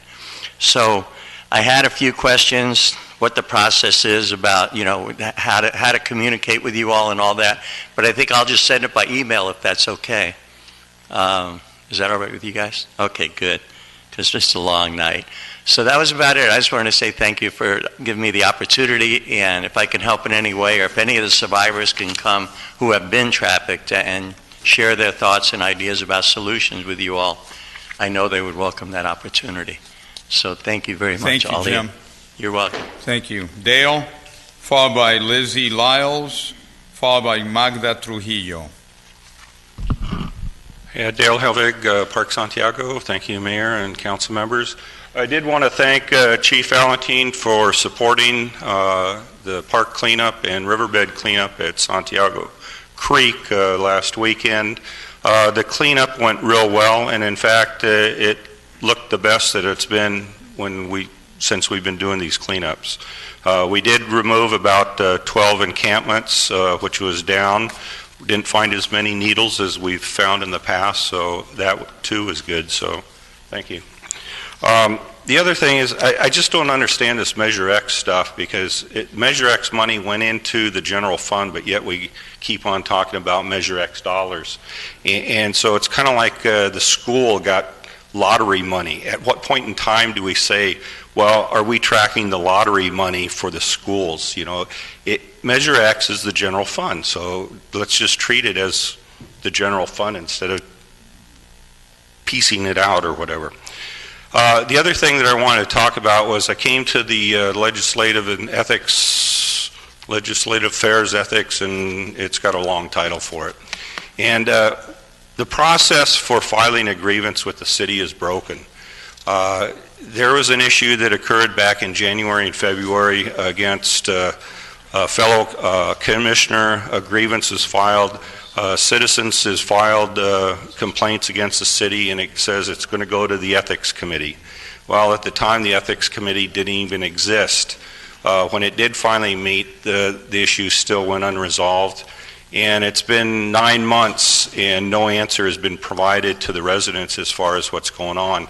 And we talked to Mr. Solario and Mr. Penaloza about it, and hopefully that can be an item that comes up on a future council meeting as a discussion item to figure out how you're going to handle these issues that come before the city, not only from residents, but maybe the same process is broken with city employees. I don't know, but to not address issues for 9 months is kind of sad to see. So hopefully we can get a quick turnaround on some of these issues and get some of these things fed back to the community. Thank you. Thank you, Dale. Next speaker is Lizzie Lyles, followed by Magda Trujillo.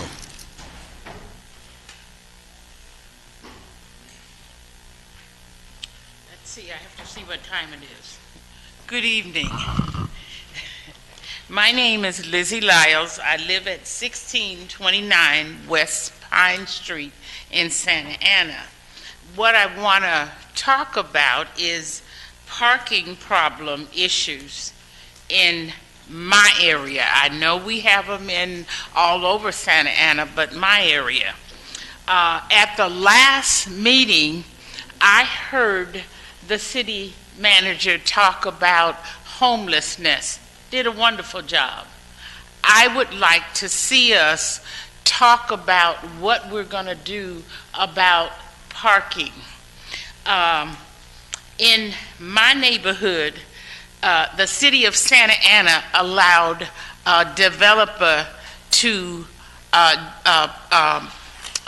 develop 60 townhomes on First and Pacific. 60 townhomes. Where were those people going to park? They park in my neighborhood. I I live behind the Walnut Apartments, Walnut Pacific. That the townhome people, that their parking impact the Walnut parking. The Walnut impact Pine Street. So, and then Walnut, we're impacted by the single-family homes that are renting more than renting out their rooms to families that shouldn't even be there. So we're being impacted by all of these cars on our streets. When my kids come to my house to visit, they can't even park. We need to do something about it, and I would like for us to not only talk about what's happening with the homeless, but talk about what we're going to do with parking in Santa Ana. And permit parking, I've tried it twice. I can't get it in my neighborhood. Thank you very much. Thank you, Ms. Lyles. Next speaker is Magda Trujillo, followed by Velia Regalado. Hello, good evening. Welcome. Long night. I'm actually coming here, again, my name is Magda Trujillo. I'm coming here for an issue that happened this morning. It's been happening for over 5 years. So this morning, I actually woke up around 6:40 to the sound of a car hitting a pedestrian on the corner of Bishop and Maple. Now, I've lived there 5 years. This isn't the first accident that we witnessed. I have my neighbor who's a nurse and had to go run out to help the pedestrian. But the reason why I'm standing here in front of you guys is because I'm representing the East Side. Our voice needs to be heard. This is not the first time that I call the city based on that intersection, and nothing has been done. I have 3 schools around my neighborhood: Walker Roosevelt Community Center. There's kids there every morning and every evening. My husband woke up next to me and he ran. The first thing he said, I pray that it's not a child that gets hurt, you know? So I'm here to bring attention to that corner. And not just that corner, but just the East Side around, you know, all over, because something has to be done. You have the bike trail. People walk there. You know, we're trying to advocate and promote wellness. And how can we do that when it's not safe, you know? So I'm here just to bring attention to it. This is my first time being here, but it's not my first time making calls. You know, I spoke to Councilmember Peñalosa, and he was very respectful to call me back immediately and to bring attention to this. But again, you know, we can't wait for somebody to get hurt. This isn't right. I shouldn't be here because somebody got hurt. It should have been fixed 5 years ago, and this is an ongoing issue. So I just wanted to bring it to your attention. When this does cross your guys' desk, please don't just, you know, bypass it, but take a look at it, because I live there. You know, what would you guys do if that was your school? That was your community, right? So I'm just here to, again, bring it just to you guys' attention. Can I ask you to speak with our chief right now, get your information so we can really address this issue, you know, as soon as possible? Chief? And also Public Works. Mr. Mayor Pro Tem? Yes, sir. May I really quick just to, and I want to thank her for coming out. She reached out earlier today in regards to this issue, and I informed her. I was like, hey, you know, it's council meetings tonight. I lied to her. I said, it looks like a short meeting, so you'll go on around 7, so my apologies because of the time. But thank you for coming out, and your concerns are duly noted, and I hope that the city manager and the chief made notes of that intersection. I drove by it today, and it's along the bike trail, and the stop signs are a little wonky. There's one, then you go a couple blocks until there's another one, and because it's a bike trail, I mean, there should be more attention to because there's people crossing on bikes and scooters and little kids, so it's important that we we pay attention to that. So thank you for bringing it we to our have attention. we have a part 2 in the corner of Maple and McFadden that they just built. It's a really nice Pacific park. Electric? Yeah, it's a really nice park, you know. But when we first talked about this, they did put up like some signs, and what they did is they kind of like painted a yield sign on the actual street, but it's not enough. Either you need to, it's kind of like a thoroughfare street, I think that's what you call them.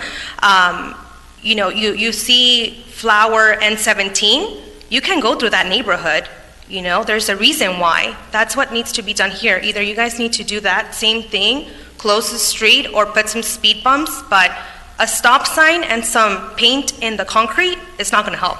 So we have the chief and public works personnel over there, and if you can go over there and share your information, and they'll speak with you about it. Thank you very much for coming out.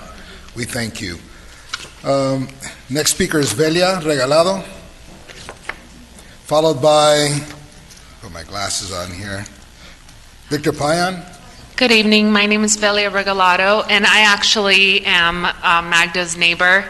So basically, I just support what she just said.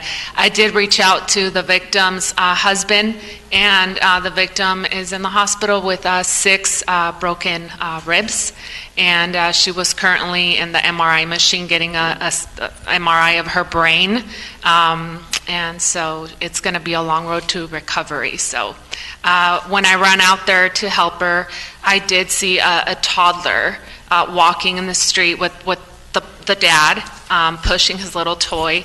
It was about 6:45 in the morning. So we have people there at all hours of the day, from early to evening time. So thank you for your attention. Thank you very much for coming out, and you probably join them in the back. Yes, thank you. Yeah, thank you again. Victor, followed by Chris Schmidt.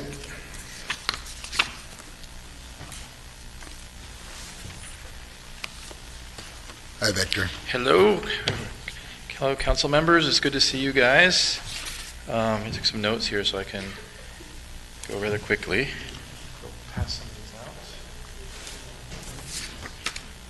All right, as you may know, I am the director of Media Arts Santa Ana, and we have a film festival, the OC Film Fiesta, which is celebrating its 10th anniversary this year. We're very excited. It was founded with support from the city and with the Mexican consulate during the anniversary of the Mexican Revolution, and then the 200th anniversary of the Mexican independence. So this year we're celebrating our 10th anniversary in conjunction with the 150th anniversary of the city and the 250th anniversary of the naming of the Vallejo de Santa Ana by the Portola expedition. So our tagline is a celebration of Orange County's diversity and multicultural heritage, and we got the cover of the OC Weekly this time round, a nice story, and also we were featured in the LA Times OC section on Sunday. So we're doing our bit to bring attention to Santa Ana and what we call, creative cultural development. We have wonderful documentaries and features. We have about 15 filmmakers coming this year. We have a free opening night at the E-Bell on Friday at 7:30, and we have a VIP reception, which I think you've all gotten the invitations to, at 6:30. So we'll have some catered food there. I hope you can make it, 6:30 on Friday. We're also going to have Mariachi Los Astros from CAR. We support the local youth arts organizations, and we're also going to be showcasing Santa Ana High School's Edward James Olmos video project at AMC Orange 30 later in the festival.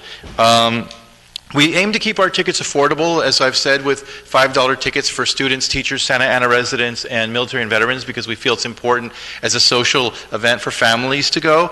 And whenever we do our show of hands, how many of you, is this the first festival you've gone to? It's about 50-60% generally. So it's an important first step to get people to talk about issues in their community through the lens of film. To participate, we opened the festival up to submissions this year. We got some great submissions. We're doing a spotlight on the Middle East. So we have films from Turkey, Morocco, Iran. And with what's going on in the world today around the Middle East, it's important to bring people together to talk about, people at the human level, as opposed to just like the macro political level that we see in the news every day. So we have 3 Santa Ana venues, the Ebell Club, the OC Museum of Art, and the Consulate. And this year we have 40 films, 6 venues, 5 free films, screenings, 4 cities, 1 great festival, and this all started as a free festival with the support of the city. So I really want to encourage you guys to continue your support of the arts, and also to to attend the festival ourselves. If there's any films you want to see, we can provide you with passes, or if any of your staff want to go to see what we're doing. And the proceeds from our film festival support our youth media programs. We went from the Film Fiesta to Media Arts Santa Ana because we added a teen cinema camp, a youth murals and media class that focuses on how to do a community mural, and also training kids with documentary skills. And also now we're adding a Millennial Producers Academy, MILPA. So we're teaching kids who are out of high school to 20 to 28 how to use video to make money, and also partnering them with nonprofits so that they can do documentation. So doing really exciting work. Hopefully you guys will join us on Friday at 6:30 at the Ebell Club, and thank you again, and I'll talk to you soon. Thank you very much, Victor. Chris Schmidt, last speaker. Good evening, Council. I'm here tonight for 2 reasons. One, I'm here to ask for your assistance. Earlier today, I sent Councilmember Iglesias and some of your other staff are up here, council members, regarding roles and responsibilities of commissions and commissioners. I sit on the Environmental Transportation Advisory Committee, and at our meeting last week, we were advised by city staff that we don't have a responsibility to review and recommend applicants who apply to remove a city-owned tree in the public parkway. And we had a discussion back and forth with city staff, and we literally read the roles and responsibilities to them, which I'm going to now. The duties of ETAC shall consist of acting in an advisory capacity to the City Council and the study review recommendations with regard to the removal, planting, replanting, or disposition of public trees in public right-of-way. ETAC shall review, make recommendations regarding the request for public tree removal by individual property owners, neighborhood associations, or developers. But for some reason, city staff is telling us the people you appointed, we don't have that authority. And it clearly says that in the city municipal code. Mike Gonzalez, the commissioner sitting right next to me, looked at me and says, "Why are we even here? What's the point of this commission?" For some reason, I'm hearing this is happening on other commissions. I talked to 2 commissioners for the Historical Resource Commission, Ed Marashi and Mike Tardif. They said city staff is also telling them they don't have authority over certain things that they believe is in their purview. All I'm asking is if the clerk of the council or the city attorney could look into and see if our commission actually has these authorities or not, because what's the point of having it? The second thing I'm here for tonight is a public safety issue. Earlier today I was speaking with the commander with the police department because I saw a weapons report on crime mapping, and I asked if it was about the library. Apparently last week there was a male in the library threatening people. Security guards got involved and the person was arrested. He had a knife on his person. He was arrested for assault with a deadly weapon. When I came to city council chambers tonight, I had to go through a metal detector, be screened for weapons. I'm really concerned that we have very little libraries in our city, and we want to make sure the library we here have in downtown. So Councilmember Penaloza, it's within your ward. I'd appreciate it if you could look into that and see what the policy is on that. I'm just concerned somebody, especially a kid, is going to get hurt there. So thank you very much tonight. Thank you. We're going to move on to the comments by the city manager. Thank you, Mayor Pro Tem. I have 3 fantastic events to announce. The first one, and Daisy from the City Manager's Office has some visuals for you, as always. The first one is this Saturday, October 19th. We're hosting the 5K run. It's a free event, but the participants do need to register for it. Runners will run past city landmarks, including the Old County Courthouse, the Howe Waffle House, and the Civic Center. And the attendees are also invited to visit the Health Resource Fair from 8 to 10 a.m. on Flower Street, where they can receive free giveaways from local health and wellness organizations. For more information, you can visit our website. The second event is Boo at the Zoo, And it's Boo Time at the Zoo. It's one of Orange County's longest-running Halloween events, providing a fun, safe, and family-friendly event for trick-or-treaters and children of all ages who love to wear costumes and embrace the Halloween spirit. This event will take place on the weekend of the 19th and 20th and the weekend of the 26th and 27th, and that's from 5:30 to 8:30 p.m. And admission is now available online, and you can visit santaanazoo.org's website. And then lastly, as always, this year is our celebration of our 150th, our sesquicentennial, and we're gearing up for the big event that I know Councilmember Penaloza already mentioned once tonight, but that is Sunday, October 27th at Centennial Park, with festivities beginning at 3 and ending with a spectacular fireworks show at 8:45. There'll be 2 stages with showcase performances, food trucks with international food. There'll be free food giveaways, and there's going to be lots of activities for both the children and the adults. And that's all, Mayor Pro Tem. Thank you, Madam City Manager. Now we're going to move on to council member comments. Can we start with Councilmember Peñalosa? Thank you, Mr. Mayor Pro Tem. Madam City Manager, I just wanted to ask, are you going to be participating in the 5K? Putting you on the spot. I know you are. Are you going to? Yes. But, and I won't let you answer the question. I will just move on. But this is going to be the service as a reminder about the city app. I will ask. We're now halfway through October, and like I mentioned before, it's okay if we can't have it ready by October. Just let me know. Hey, it's not going to be ready by October. Mr. Chula, you're sitting out there. Just letting you guys know that it's okay, but just let us know that it won't be ready by October, because there's 2 weeks left. So I'm going to hold you guys to that. I said, don't promise me dates anymore, because I'm going to hold city staff to it. With that said, I wanted to bring an item forward. Give me 1 second. I have my notes here. Pursuant to Section 41642 and Section 41645 of the Municipal Code, I would like to call up item number 2 from the approved by the Planning Commission last night. I understand staff will place this item on the agenda at the next City Council meeting for the Council to decide by majority vote if it wants to set the matter for a public hearing. I want to review this item because it raises issues of the amount of liquor licenses that are already existing in our city and within this area. So just wanted to bring that item forward. Not sure if I need to list the title of the item. Madam City Attorney? You need to do is just let us know. I think our staff will know what item number 2 is pursuant to the memo that you were all provided by the Planning Commission Secretary. Correct. In accordance with our code. Okay. And that is it. Councilmember Solorio? Yes, thank you. Few items. First, on the pedestrian issue that was raised, I think about 3-4 years ago there was a pedestrian safety plan to put together that I assume we're implementing. It might be good if our public works staff and city manager could kind of give us an update on how that's going, because we do have numerous cases throughout the city where we get those types of examples of how we need to do more. I too believe it's kind of a two-way street. No pun intended. It's a two-way street in that, we should consider when appropriate stop signs, lights, speed bumps, etc. But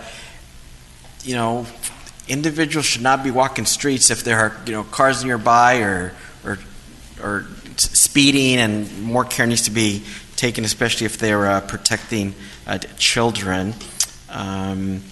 Also, there's a meeting coming up, I think it's tomorrow actually, regarding improvements to the 55 freeway corridor.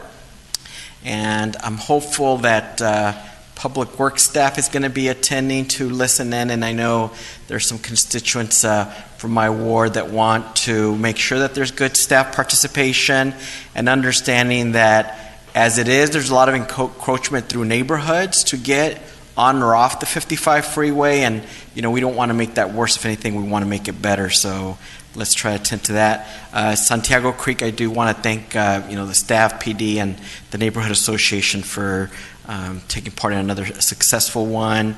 Another tidbit about the 5K, I think there's over 2,000 RSVPs to be in that 5K. So city manager, you will be in good company if you're going to be able to participate. And I'm sure, but she has special access.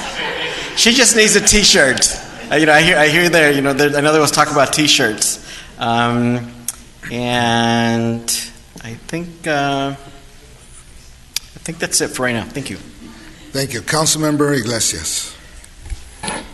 Well, I just want to thank everyone for staying this late. It's only 10 o'clock, though. That's not that late. I just also want to report out that I've attended the meetings with what I'm assigned to attend, which is the Orange County Sanitation District on September 18th, September 25th, and also I attended the OCOG meeting, which is the Orange County something of associated governments.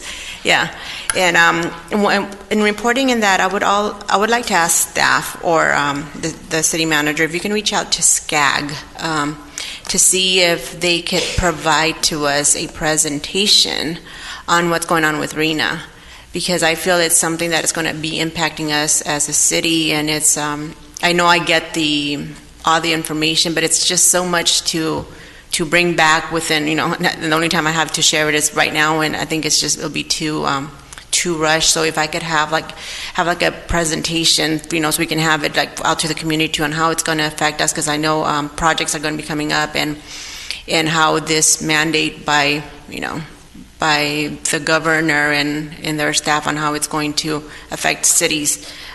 So if you could look into that and maybe make it a presentation for future meetings, I would really appreciate it. Also, I would like to share something, and I would, speaking to the officers here today, I want to let you guys know that I support everything that you guys do, and I know sometimes it's not out there in the community.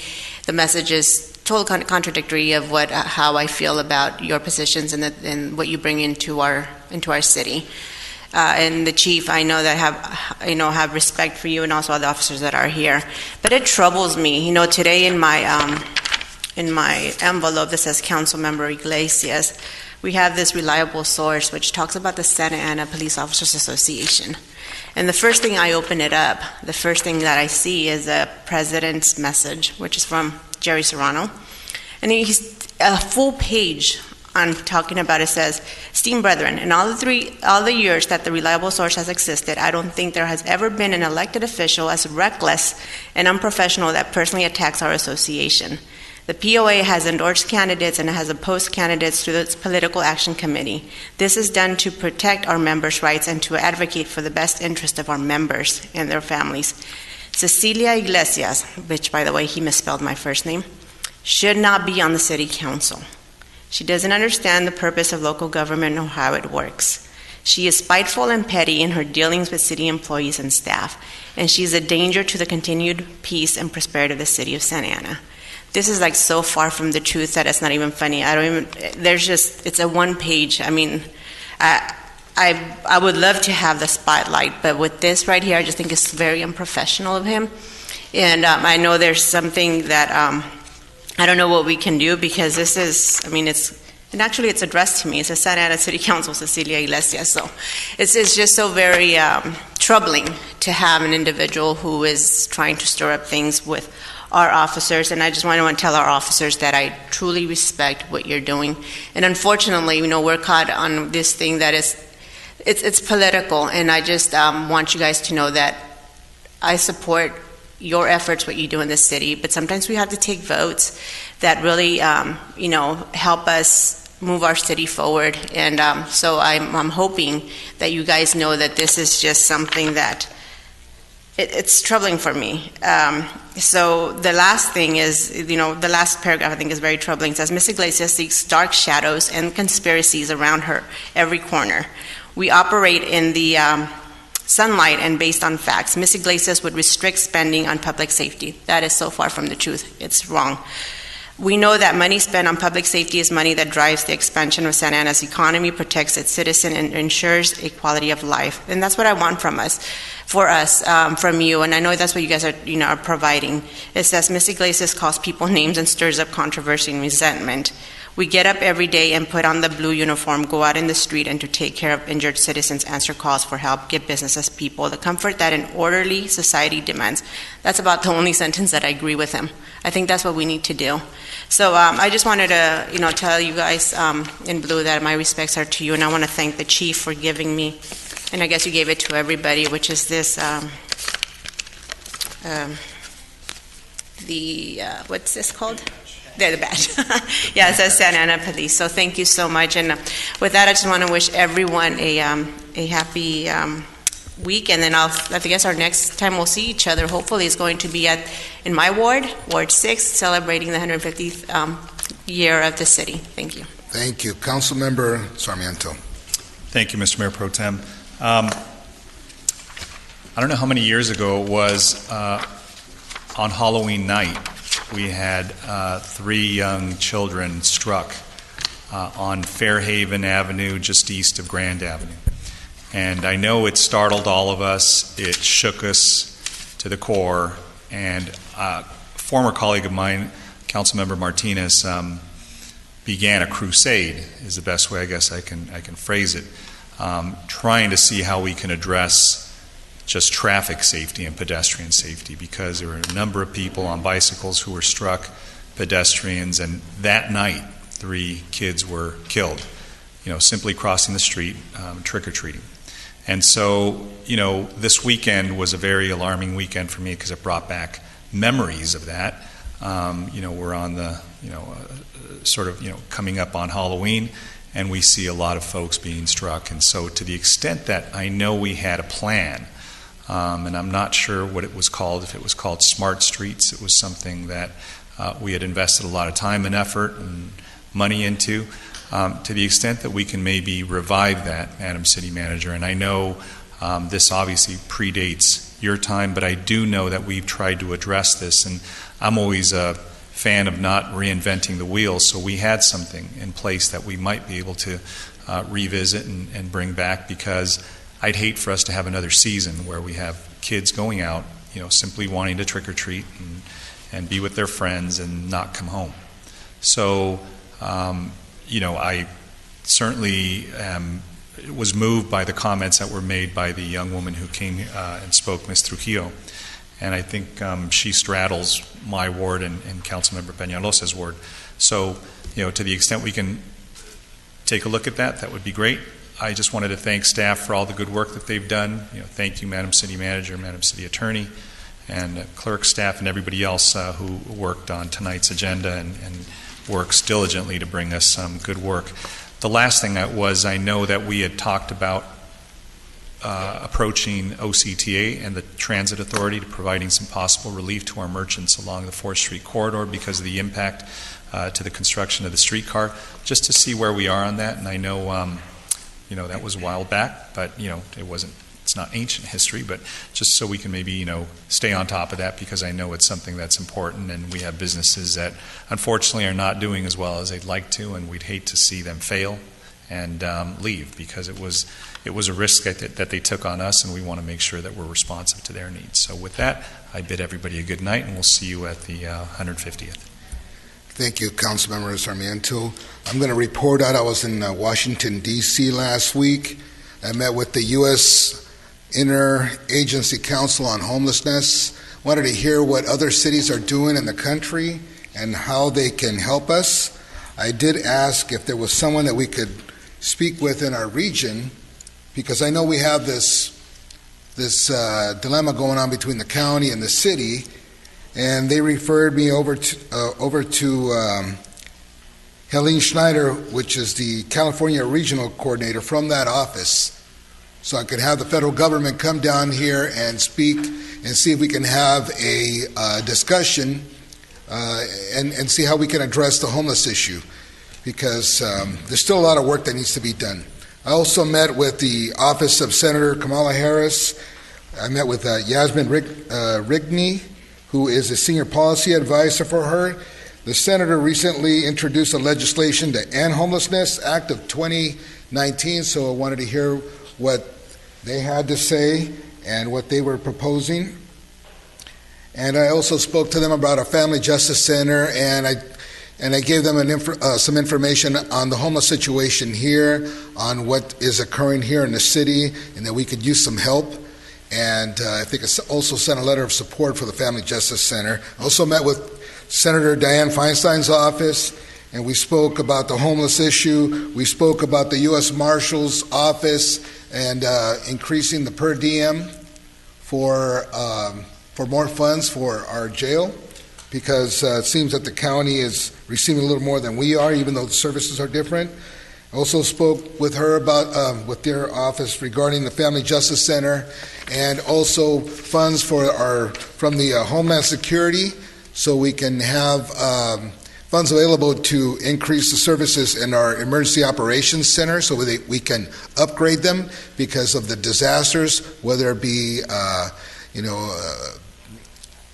an earthquake, a flood, a fire. Those things are very, very detrimental, and we need to make sure we prepare for those types of things. Also, I met with the office of the COPS office, which is the Community Oriented Policing Department of Justice. I met with Director Phil Keith, who's come out to Santa Ana to meet with us. We like to keep that relationship good. And he also sent an email to the Violence Against Women office in D.C. so we can continue to look for funds for our Family Justice Center. I want to make sure that that project is funded fully and we can keep it continuous, because if we have it, it's going to stay here in Santa Ana to give services. Also, I met with the Office of Bureau of Justice Assistance, and we spoke also about the Family Justice Center. They have a lot of different grants there. That was a very, very good meeting. It opened a lot of doors, and we are moving forward with that project. I also want to report out that on Saturday, the OCFA had an open house at Station 71 and 75. We had a good turnout. I stopped by in both stations. And also earlier today, I want to commend Chief Valentin and his leadership and his officers and the Office of the District Attorney and our partners over at the state and the crime lab at the Orange County Sheriff's Department for being persistent on this case and not giving up and bringing justice to the 6-year-old girl who was assaulted. And it's just tragedy. I know that happened 6 years ago, and our officers, some of them are here in this room. I'm not going to point them out. You know, some of them work our council meetings. They were doing a great job, and it's paying off. And that's all over the news today. I just wanted to thank the chief and our good district attorney, Mr. Todd Spitzer, and our friends over at the state and over at the Sheriff's Department. And I don't think we have anything else, but I think with that, we're going to close the meeting. And thank you, everyone, for coming tonight.